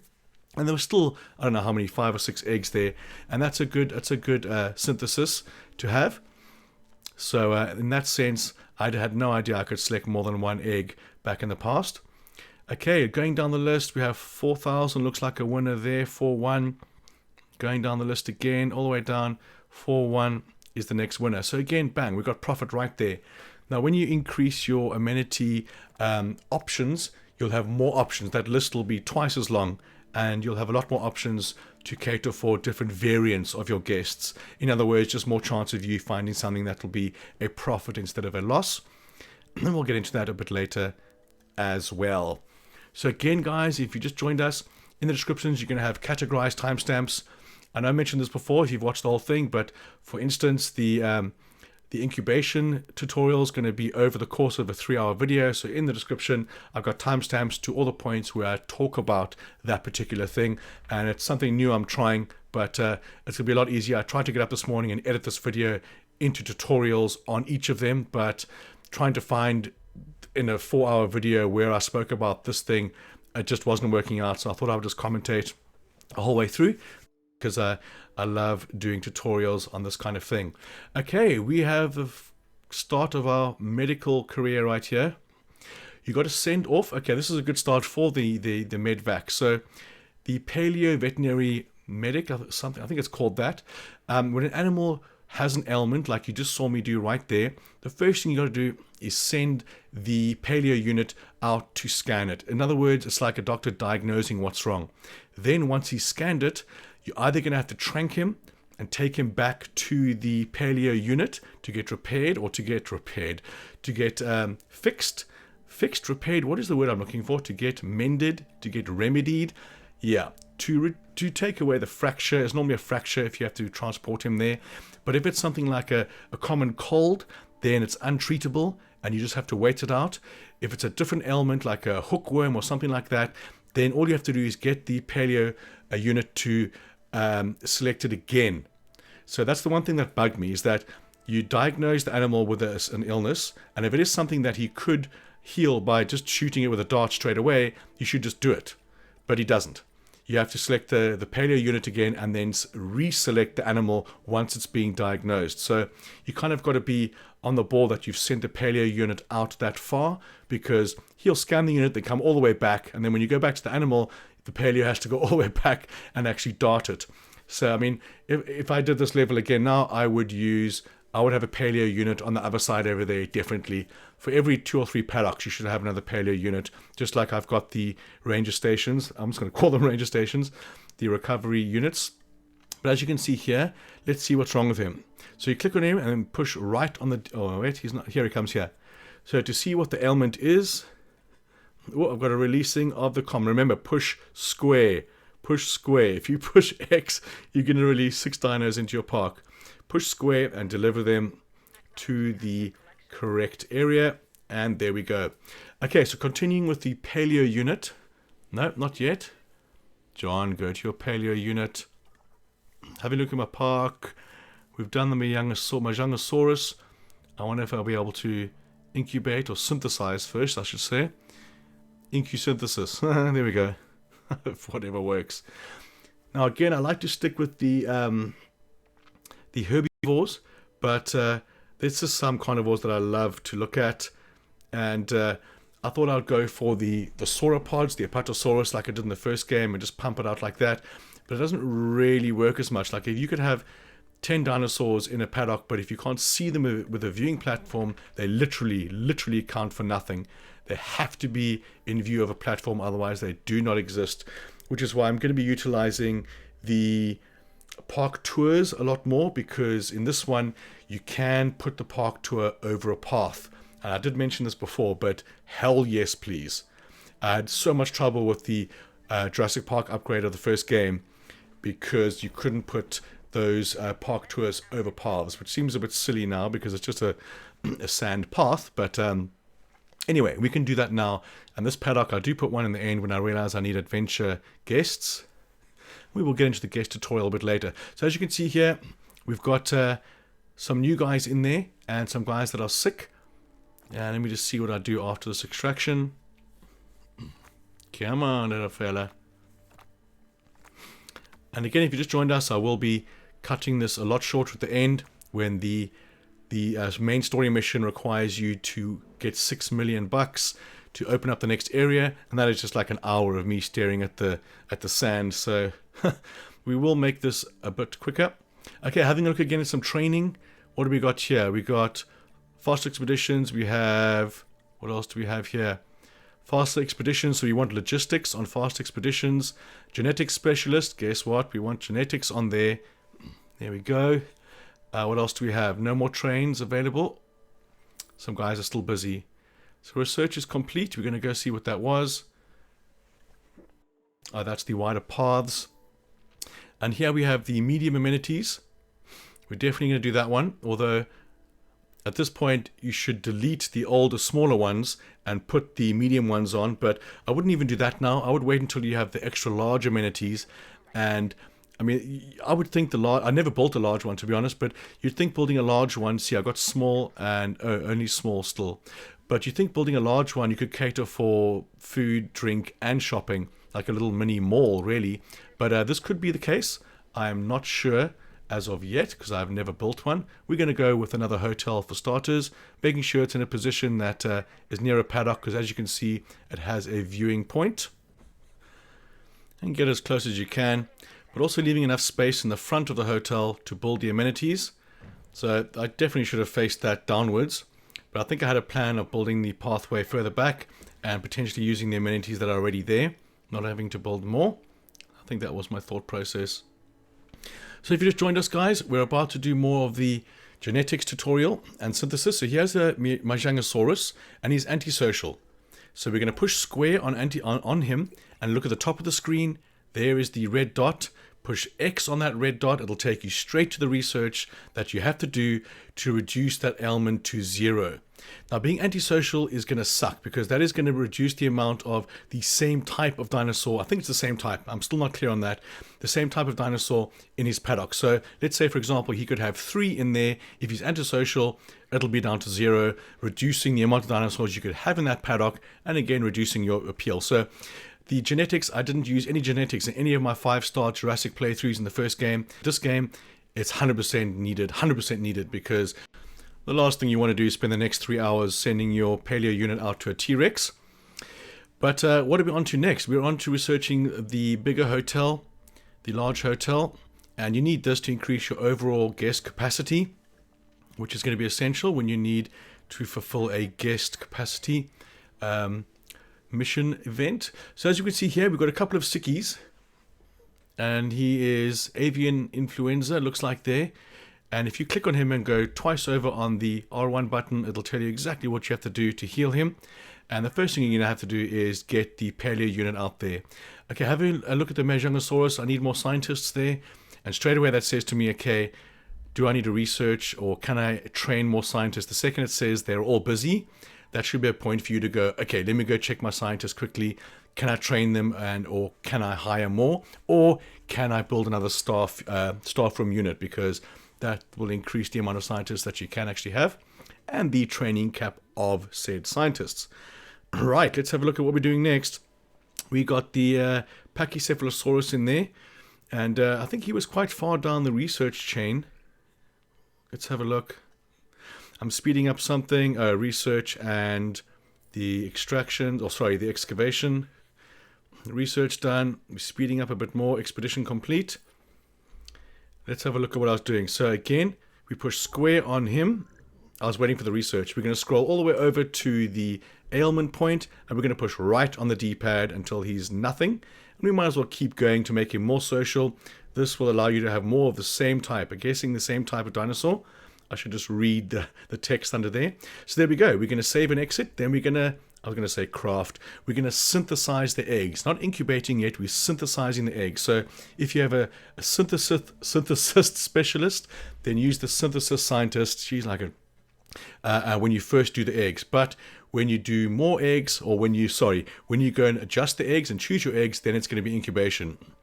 So at this point, I was trying to find... I'm trying to find out why my mission was not showing up on the bottom right-hand corner of the screen over there.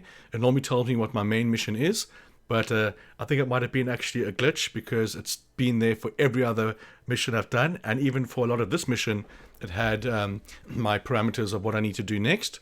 but not this time. Okay, we're going to do extractions right there. Oh, sorry, excavation. We have a lot of extractions to do here. Yeah, we're going to use Triceratops in that small pen I did on the left-hand side.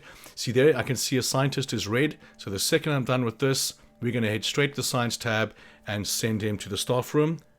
Toodle ooze, send her to the staff room. Now I'm scanning for scientists I can train. So here it is, cheaper research. So you want logistics on the research right there. But I mean, you want the welfare as well and genetics. So again, this is up to you. If you have someone who has more logistics and you need more welfare, then just work it out like that. Because it's not like, oh, this is cheaper research, you have to do genetics.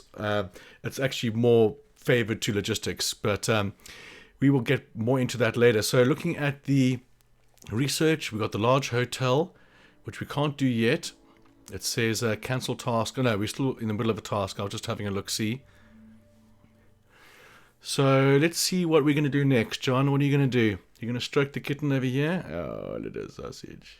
It is the baby. Anyway, focusing. Research complete on the large hotel. Fan Fugutastics. Now we've got wider path, which we're going to research. I think it was pretty cheap.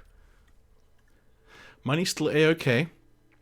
Once you have the wider path, it's not like the fence, the fence swap out. The larger path, you can just replace the path that you've already got. And unlike the first game, where sometimes you won't have enough room, no matter where the path is or how tight the gap is, you will always be able to replace it with a wide path, which is weird.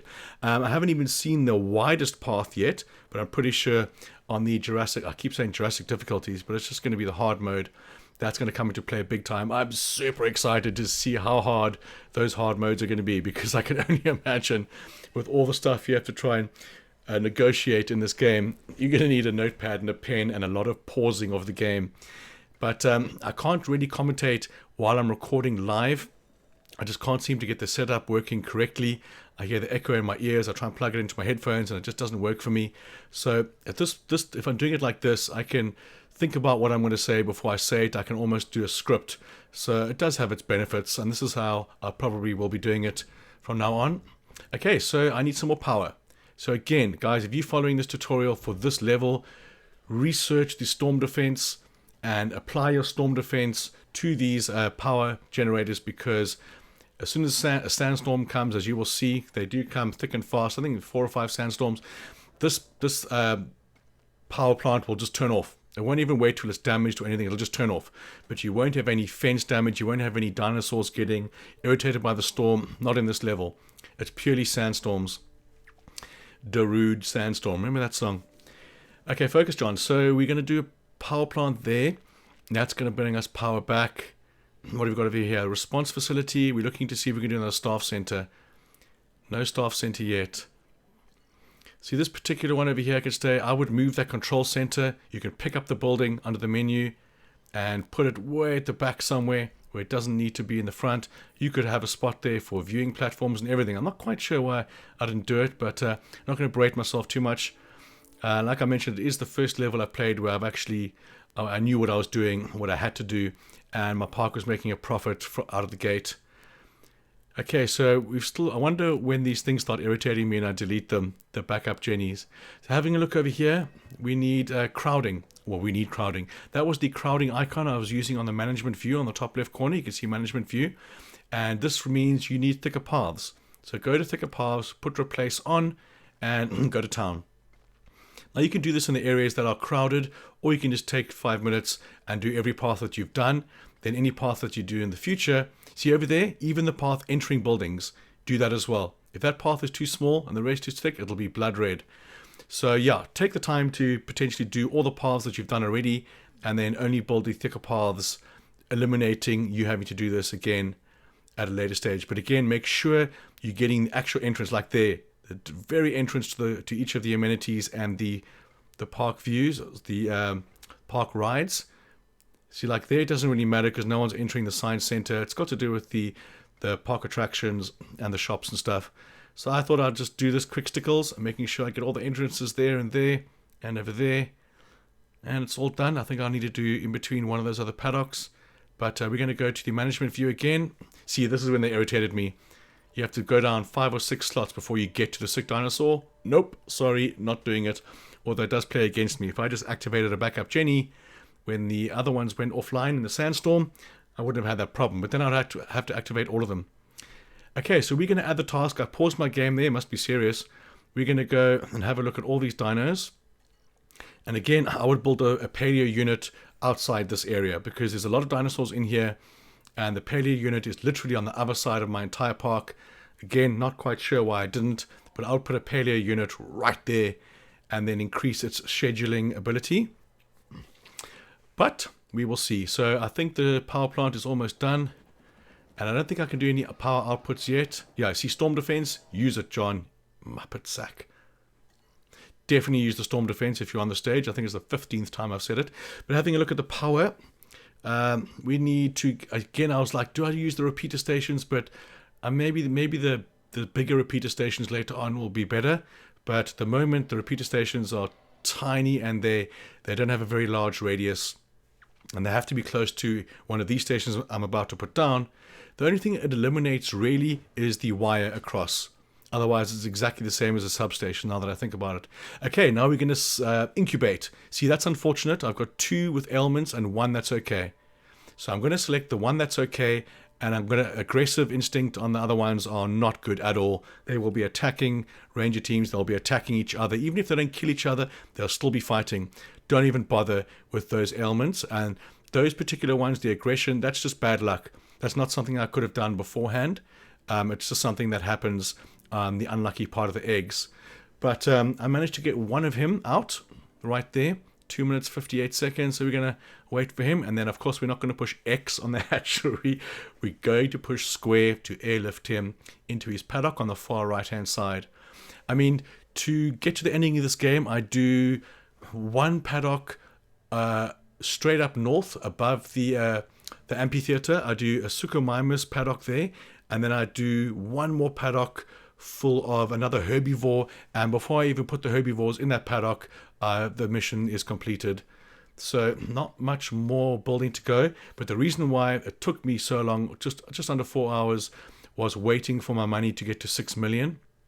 And just dealing with the sick animals. And they just became so rampant, especially in that large paddock with the sauropods, the Apatosaurus and the Parasaurolophus. They were just sick all the time. And again, I don't know why this paddock here, I don't know why I just didn't put a paleo right outside that. Damn it, I would put one in the middle of this damn thing if I could now. Because like I mentioned before, you can go, there he is right there. You could scan them all. And he diagnoses them. And then if it happens to be an ailment that he can cure, you have to reselect him. I know I said this before, but I'm saying it again. You have to reselect them and then tell him to dart them after he's diagnosed it. It would be a lot better if you could just diagnose the dinosaur, and if he was curable in that same 5 seconds of diagnosis, then just shoot the damn dart, you know. But it's not the way the game works. Maybe there's an upgrade later. I do not know. There's so much more of this game I need to find out, which is why I learned a lot more on the chaos theory than I did on the campaign. The campaign is ridiculous. Some of those things, they just... the comments, like I mentioned, I got pissed off with these backup Jennies. They're all gone now. I had more comments and questions overnight of any other game I've ever played, which is why I thought I would take the time this morning to do this tutorial. And I really hope you are enjoying the tutorial. I really hope you appreciate it. I really hope you smash that like button, as well as leave us a lovely comment or something like that. A lot of time and effort goes into this. I love doing it. I love being helpful. So if you have any questions at all, please just ask me, guys. I'm always going to reply. I don't care how many comments I got, I will reply to every single one. Having a look again at the shelter coverage and having a look at the shopping, food and drink. So food, the hotel over there definitely needs food and drink. That goes without saying. Oh, the amenities. So we're going to do a shelter first, right over there. I don't think he's going to fit there, John. Again, if you can delete that amphitheater, do it. Maybe save your game first. I don't know if it's going to make you end your run, but the amphitheater served no purpose for me, and it seems to be getting in the way. I wish I could just take control of that icon now and see if I can delete it. Save me a lot of troubles. Okay, so we've got the large hotel there. We've got incoming transmission. Yeah, coming just over 3 stars. 20% on last month. Any increase in percentage is good. It means your amenities are doing well. It means they're having an effect. The guests are coming into your park. Your ticket sales are good. So it's all around good. So the first one is food. Again, on the left-hand side, you can select which amenity you want to choose. Food, drink, or shop. And again, we're not going to try and edit it until a couple of seconds after he has been bought or built. Then we have the drink amenity as close as we can, might as well. And then we're going to go for the shopping one. Do I? Not just yet. What have we got in the hatchery? The Mojangosaurus. I'm not sure if I'm saying that right. That's the way I'm saying it. We're going to save game because it was the first time I was releasing this dino. And I didn't want him to be in too small of an enclosure or anything. But it seems like the genetics are going to play such a big role. And now I'm interested in looking at that in the future. Because like in the first game, you can reduce their requirements for the food they want, the area they need, that kind of thing. And in this one, I think it's just going to play such a big role. Just notice quickly how I put those two feeders right next to the gate, so they don't have to drive across the whole paddock. That's the open area. We're going to open up with 3 million and 6 million respectively later on. But yeah, I'm very amped to see more about the genetics and how I can change a dinosaur who's normally aggressive and ornery to a dinosaur that is passive and friendly. And in the stats page, it'll say harmless.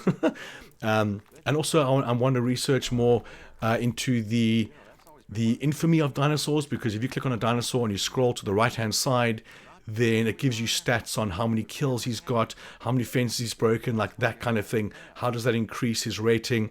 And there's, like I said, there's still so much more I'm ready to do on this game, and it's very exciting. So I'm not sure what they were talking about there because the game sound is muted right now. But here I'm looking for, there we go, main thoroughfare. That's going to be wider pathing for me. And what else are we doing? We're looking at expansion. We can't do that yet because it's going to cost us super lots of money. So here comes the Mojangosaurus is going to be in there. We need 2 million for our first upgrade, and then I think it's 2 million and then 3 million, 6 million, or it's just 2 million up to 6 million. Let's see how he handles this paddock right here. I love this type of dinosaur. I think my favorite one is the Metracanthosaurus, which I actually wanted to do instead of this one, but I think the extraction point was cheaper. Okay, so from start to finish, let's do a tutorial on the comfort. So click on him, scroll once to the right, and there, we need rock and we need prey. So if you click X on that point, it'll take you straight to the screen. Head to rocks, place some rocks, simple enough. Like I said before, the difficult part comes when you have more than one dino and you're trying to cater for more than one dinosaur. So the moment it says he's missing prey, but if you look at the top of the screen, the prey is just out of reach of his circle. So the second he gets off his ass and moves northward, if you will, then that prey is going to be counted and he will be 100%. Let's see what he does. See, he doesn't even attack any of the rangers or anything in this, but we have to scan him once first. We can try and put a fence to the side as well. Definitely good. Ahead of myself there. And again, we just want to make sure he's comfortable. I'm not quite sure why I'm not focused on him right now. I think it's because he needs to move upwards and he's in the south at the moment. 2 more little fossils to do there. We've got 3 scientists that are going to be disgruntled. So we want to go straight to the scientist screen. There we go. Done, done, done. Thank you. And we're looking for training as well now. When we do, we can train 1. Fast research, so again, logistics for research, as well as welfare in some points, and again, at some points, it's going to be genetics on the future research, but or I like to fill up the one where he has the most amount of points available to be put on. Okay, so he needs prey. It's still 0 of 1 on the prey. Some of the T-Rexes need 2 live baits, but the prey is going to be the live bait feeder. And we're going to put a couple more rocks in. Now he's moving north. I want to decrease his rock stat a little bit. There we go. So now if I click on him, his area of effect is going to be coming to the prey. Watch his prey icon right there. Oh, he has to stop. He's like my cat coming inside. Run all the way to the door and then stop and lick and then come inside. Like the dinosaurs in Jurassic Park 1. Okay, here we go. It has to be on the live prey dispenser. The fact that the prey is running around is not going to work. There we go. Live prey. And that's pretty much going to be the tutorial done for the dinosaur needs, or the single dinosaur needs, and maybe just a couple dinosaur needs. But later on, we're going to figure out exactly which dinosaurs go with which other dinosaurs and have as many as we can in there. So I'm just going to pause this for a second. You see it says Carnotaurus under likes. This is what I was saying earlier. Does this mean he can actually have a Carnotaurus in there with a Mojangosaurus and they're not going to fight? I'm very curious to see what that is all about. And again, just one of the many things. I've got a list of things to research and to test out, should I say. Literally, I've got a full page on my right hand side over here of things to do. I love a game like this. I love how intricate it is, and I love how more intricate this one is, because the ability to put different types of dinosaurs together is going to change things drastically. Okay, so expand park boundary is the first of the main story progress needed, and the research is in progress of that. So I did spend $2 million on that, and this is where I'm going to start speeding it up a lot, guys, because like I said before, I only build 2 more paddocks, and the rest of the time is waiting for the money. And I do 1 more paddock just below this one you're in right now, right over here. There, I put some I keep wanting to say T-Rex, damn it. I put some Triceratops in there. I'm not sure if I put anything else with them. Probably the Dryosaurus, the herbivore. Here we go. So this is what I'm going to do. I am going to skip a lot of this because on my recordings I've got another maybe 3 hours of recording, but literally you only need, and I mean literally, maybe half an hour, 45 minutes on me actually explaining what to do, and I can skip a lot of other things in between, because I think I've given you a wealth of information at the moment, and to show the footage of me waiting around for the money is not going to be entertaining or necessary at all. So I'm having a look at the packies here, sorry, and I'm having a look at his likes and dislikes. His comfort is fine, but I'm trying to figure out over here what dinosaurs can go with him. So the sauropod is going to be the Brachys and the Apatosaurus. We have the Ankylosaurus as well, which is going to be with the Crichtonsaurus. So it's the same as the other game. And here, good, my first storm. So here's the storm tutorial on this. First thing you do is save your game. Now, being the first tutorial, or the first storm I had on this, I didn't know what was going to happen. So I go left, as you see, and I hold my ranger mode on add task. What this does, the second a building becomes damaged, it'll pop up. If you're just looking at the screen, it doesn't show up as quickly. But as you see here, the power station on my left-hand side over there automatically goes out. It doesn't get damaged by the storm, anything like that. It just automatically goes out, no matter what you do. Now, I don't know if I had simply pushed X twice right there and put the storm defense in, would that have stopped it from going out? Maybe. Is this game scripted to do this, to show you what happens? I don't know. But your dinosaurs do not get irritated. Your fences do not get broken. The only thing that happens is you lose the power. So I think the 5th time I'm saying, if you are playing this on this, then use the storm defense and see what happens. But I'm glad that storm defense came there, because I'm going to start skipping ahead on the video. And again, before I'm going to speak a bit more as we go through this. But again, guys, if you have any questions or there's something that's not clear, then please tell me. I can answer your question, as well as make some notes on my side over here as to better the next playthrough and the next tutorial, because I'm pretty sure they're going to be very different with dinosaurs with different ailments and stuff like that. So we're waiting for the storm to finish. If you look on the right hand side now, the San Diego 6 of 8, and then there 100 adventure guests in the park. Now this is a tutorial for this specific chaos theory level of San Diego, and I spent a lot of time, which is why I'm going to skip ahead, on trying to figure out how do you get adventure guests in the park. Now eventually I found a help screen that tells you exactly this, and now I'm going to skip ahead in the video and try and find the point where I'm actually looking for this information. But as you can see here, guys, all I'm doing is medicating those dinosaurs in the background, waiting for my money to go up 6 million, doing standard excavations, doing standard extractions, and again, I will skip to the points where I'm adding more dinosaurs or doing anything to the park other than just doing medical issues. So yes, let me find this footage and I'll be right back. Okay, so the first way I thought I could add adventure guests to the park was adding the guest attractions, because they can be tailored to encourage and to attract certain types of guests. So I did this and it didn't do much. I think I had like 7 guests or something of the adventure. But in the end, I'm just going to tell you straight off now, before I even get to the footage, is, oh, well, I've said this before as well, is they are attracted to infamy levels. So if you feed your T-Rex 100 Struthios, his infamy is going to go up, and that'll attract the adventure guest. But hands down, the best way to do it is to build the park hamster balls, the park rides, any ride that goes into the pen, and that kind of thing. And this is where my game crashed, so that was unfortunate. I think that was crash 4. I keep a tally of these. Okay, so yes, the hamster balls, the park tours, the park rides, those are going to attract the adventure guests. Now, if you do one of them, I think after my first one I had 47 guests out of 100. So I did 3 or 4 of them and I had my adventure guests in the bag very, very quickly. So again, if you're playing this tutorial or watching this tutorial for this level, do the hamster balls and you will be good as gold. So I thought I'd just get that out of the way because that is the current requirement on your mission parameters. But again, guys, I'm going to skip a bit further ahead until there's something more important than extraction research, well, extraction and the paleo healing of dinosaurs. Okay, so at this point, we want to populate our new pen over here. Like I said before, I was going to build one just over here. And again, those buildings on the left, I would move them all, put viewing platforms. So we've got the Strutheos ready to go. And Triceratops need to be synthesized, or sorry, incubated. So unfortunately, I had 4 with ailments that are weak. You do not want weak dinosaurs. You'll be tending them for the rest of your gameplay. So I've only selected the ones that have not. Oh, okay, I selected them all. I thought maybe them being weak. No, I changed my mind. I don't know what I was doing. But 2 Triceratops, and then I just pumped in the Strutheos. I think I took 1 weak guy just to see what happens. But normally I wouldn't. But for the first time, I would, like I did there. I took one of them just to see what ailment he has. Am I going to be tending him the whole time?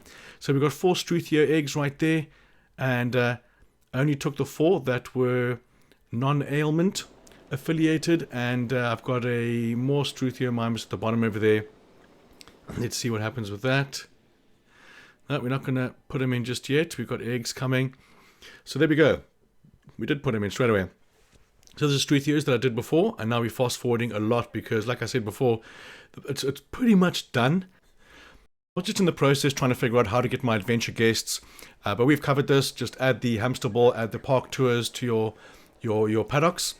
At the moment, I've only got viewing platforms, and the adventurer does not want to stand in a viewing platform, or at least 2 of them do, as you can see on the bottom right corner, and increase the park rating as well.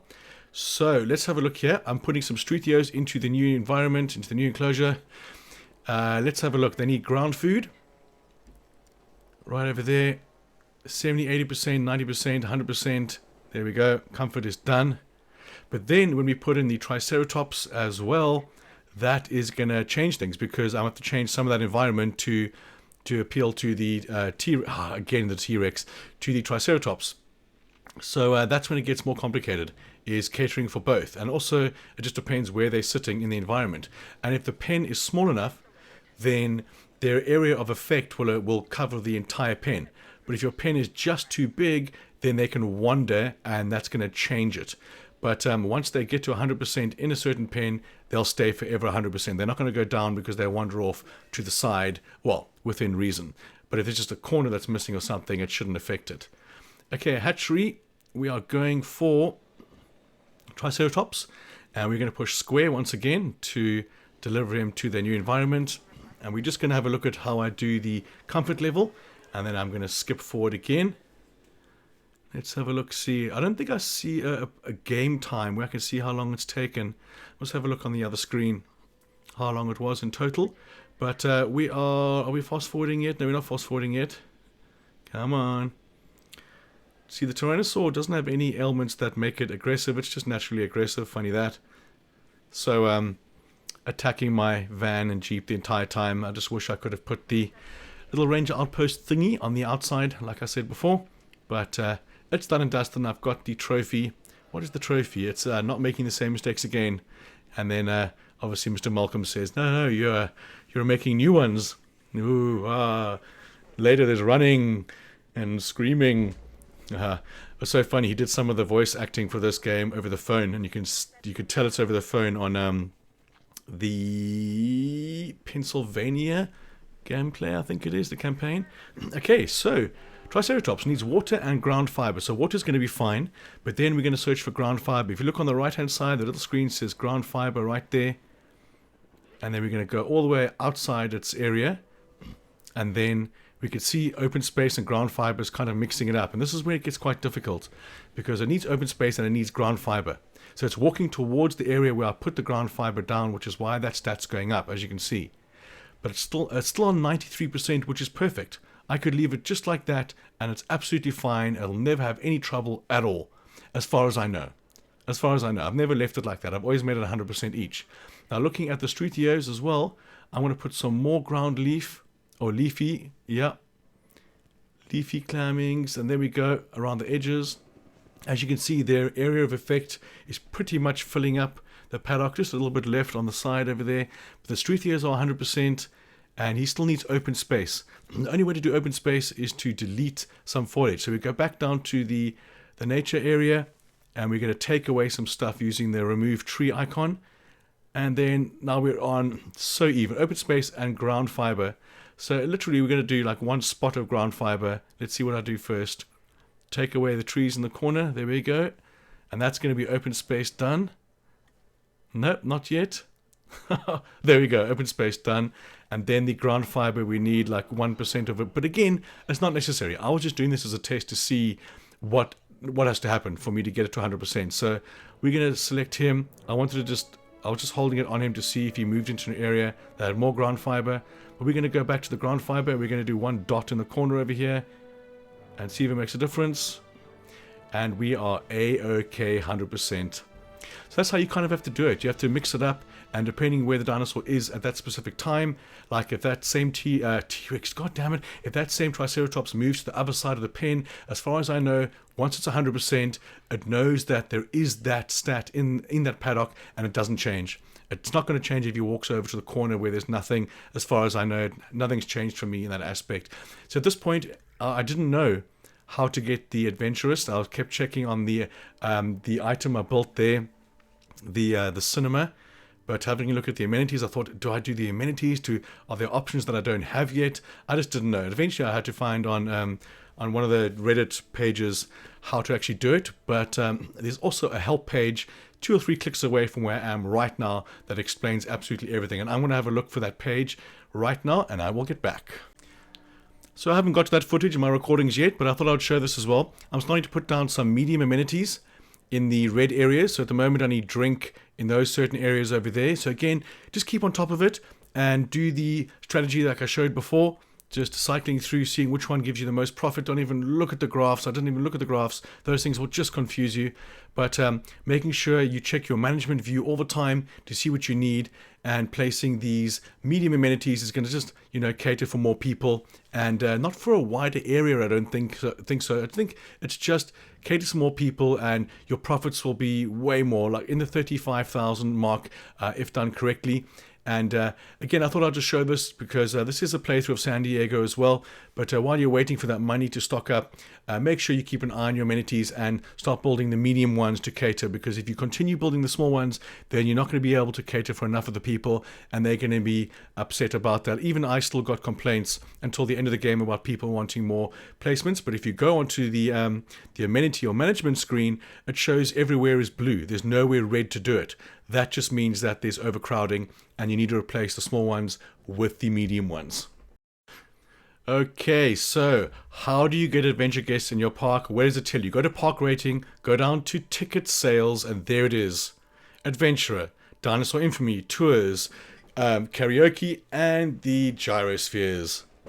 Oh, sorry, I think it says Lagoons. I can't read it from the small screen because it's not rendered. So that's the page where you see it, guys. Go to Park Management, go to Ticket Sales, and it'll tell you exactly how you get specific guests into your park. So that's going to be the tutorial on the guests pretty much, as well as the amenities, as well as the other ones. But that is definitely how you see or how to get certain specific guests in your park, because they are categorized as the adventure, the luxury, the standard, and I'm not sure what the other one is. But if you go to that screen, it's going to tell you exactly how to get specific guests into your park using those particular items in your park. So that's where I found out I had to do the gyrospheres and the park tours to get the adventure guests, and it was pretty straightforward after that. But sure, I don't know why it took me so long to figure it out. So again, this is maybe an hour into the park. I've skipped ahead. I'm just keeping tabs on the amenities, making sure everyone's happy. I didn't delete any old ones. I've only been putting up the bigger ones and then the smaller ones in the smaller areas. But other than that, I'm just waiting for the cash to go up. But at the same time, I'm spending lots of money on the sales, the excavations, and adding some more dinosaurs as the Triceratops and Struthios to that pen, but other than that, hardly anything has happened, and I'm just waiting for the missions to complete. And when I start building the park tours and stuff like that, then I will come back to you. Okay guys, so here again, continuing with the how to get adventure guests in your park. By this point, I'd figured out I need the park rides and the park tours, like I mentioned so many times before. So this is where I build my first one. Now, on my experience, I probably wouldn't put the park tours going on the inside, because even on the herbivores and the sauropods, the big fellas, there's always going to be some infringement. They're always going to get blocked. They're going to get stacked up behind a dinosaur that's sleeping. Because I was kind of not really rushing this, but actually I was rushing it because it took me a long time to figure out how to get the adventures in the park, although it was right there. Now you can change the gate over there to the Jurassic Park gate, and this is why right now I would put this tour going around the entire outside of this park, because now that the normal pathways between buildings can be crossed by this path, and that changes everything, like I was saying before. I just did this right over here just because I wanted to get 100 guests in the park. Now if you look on the bottom right, it says I've got, I can't see it from this, I think it says 4. I've got very few adventure guests in the park, and I need 100. So as you will see here, I've built one park. I've built one adventure ride, and not even the gyrosphere, just the standard park tour. And you will see how much that goes up when this thing is active. And you can also click on that tour, and you can change how many cars are going around, as I do now. If you scroll to the right hand side, it's going to show you number of vehicles, and you can go up to 15, but with the shortness of my track over there, I thought we'll stick with 10, and there's pretty much a vehicle in every gap on the road. So again guys, I've skipped ahead to this was way ahead in the actual gameplay, but doing the same thing, just keeping an eye on my amenities. If I build a park tour like that, then I'm going to build a drink, a shopping, and a food. But in the area like I've just done over there on the right hand side, I would do the small amenities, no need to do the big ones. And this over here as well, I was just kind of rushing it.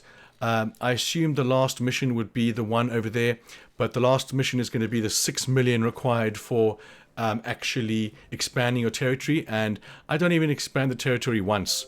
You know, it's not something I do or had to do or anything.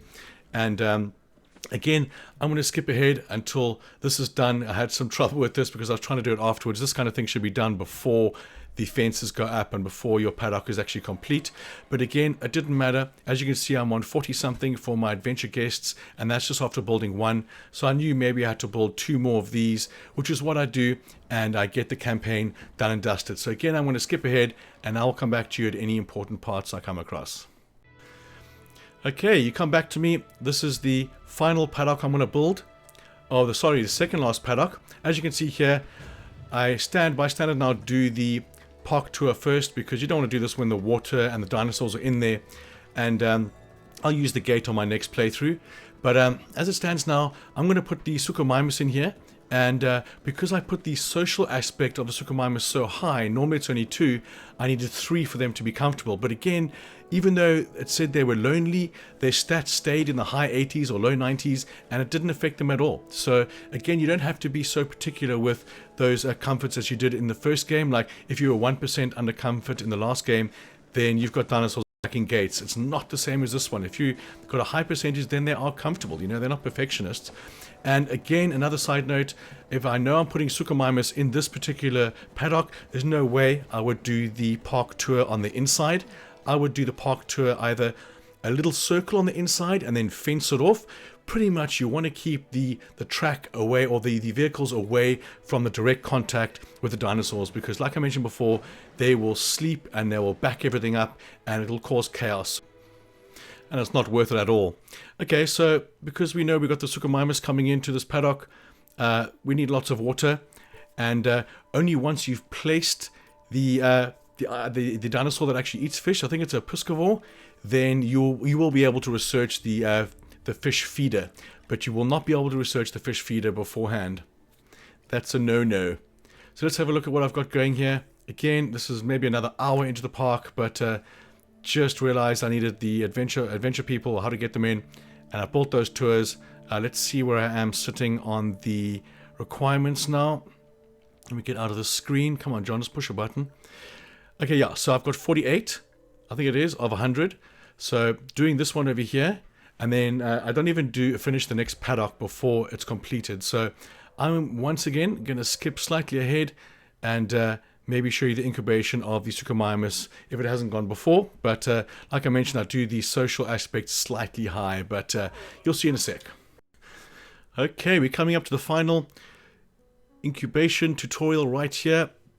We're going to have the hatchery. We're going to go for the SUCHOMIMUS. This is such deja vu, it's insane. We've got the SUCHOMIMUS trait. We pushed square, and we're going to scroll across to his infringement, if you will, right over there. It's the social. So again, if you look on the top left, you push right a couple of times, and it's going to make that go away. So I thought, okay, well, let's see how many we can get.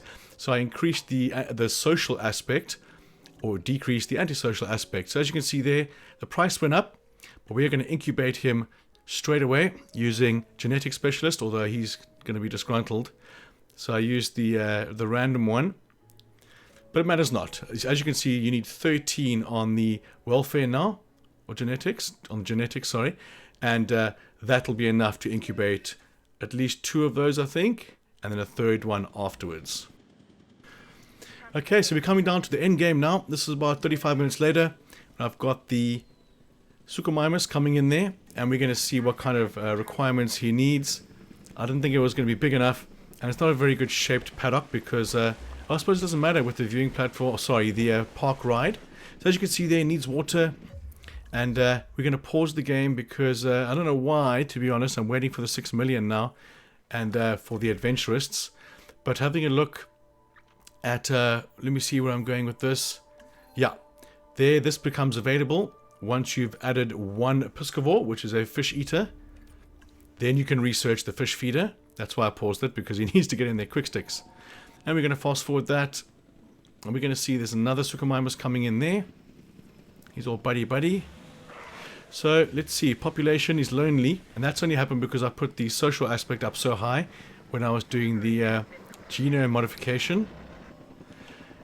Otherwise, and then I realized, holy cow, they need 3. But again, he's got 3 question marks there because even though I've got the ranger outpost there, you need to get a ranger in there straight away. You can wait for him to go there automatically, but you know, you want to see what his requirements are right now.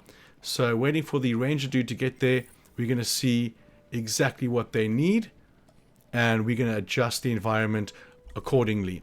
And I think from now on, it's just a matter of time before the trophy pops, the not making the same mistakes again, and the completion of the San Diego Chaos Theory. Let me jump ahead.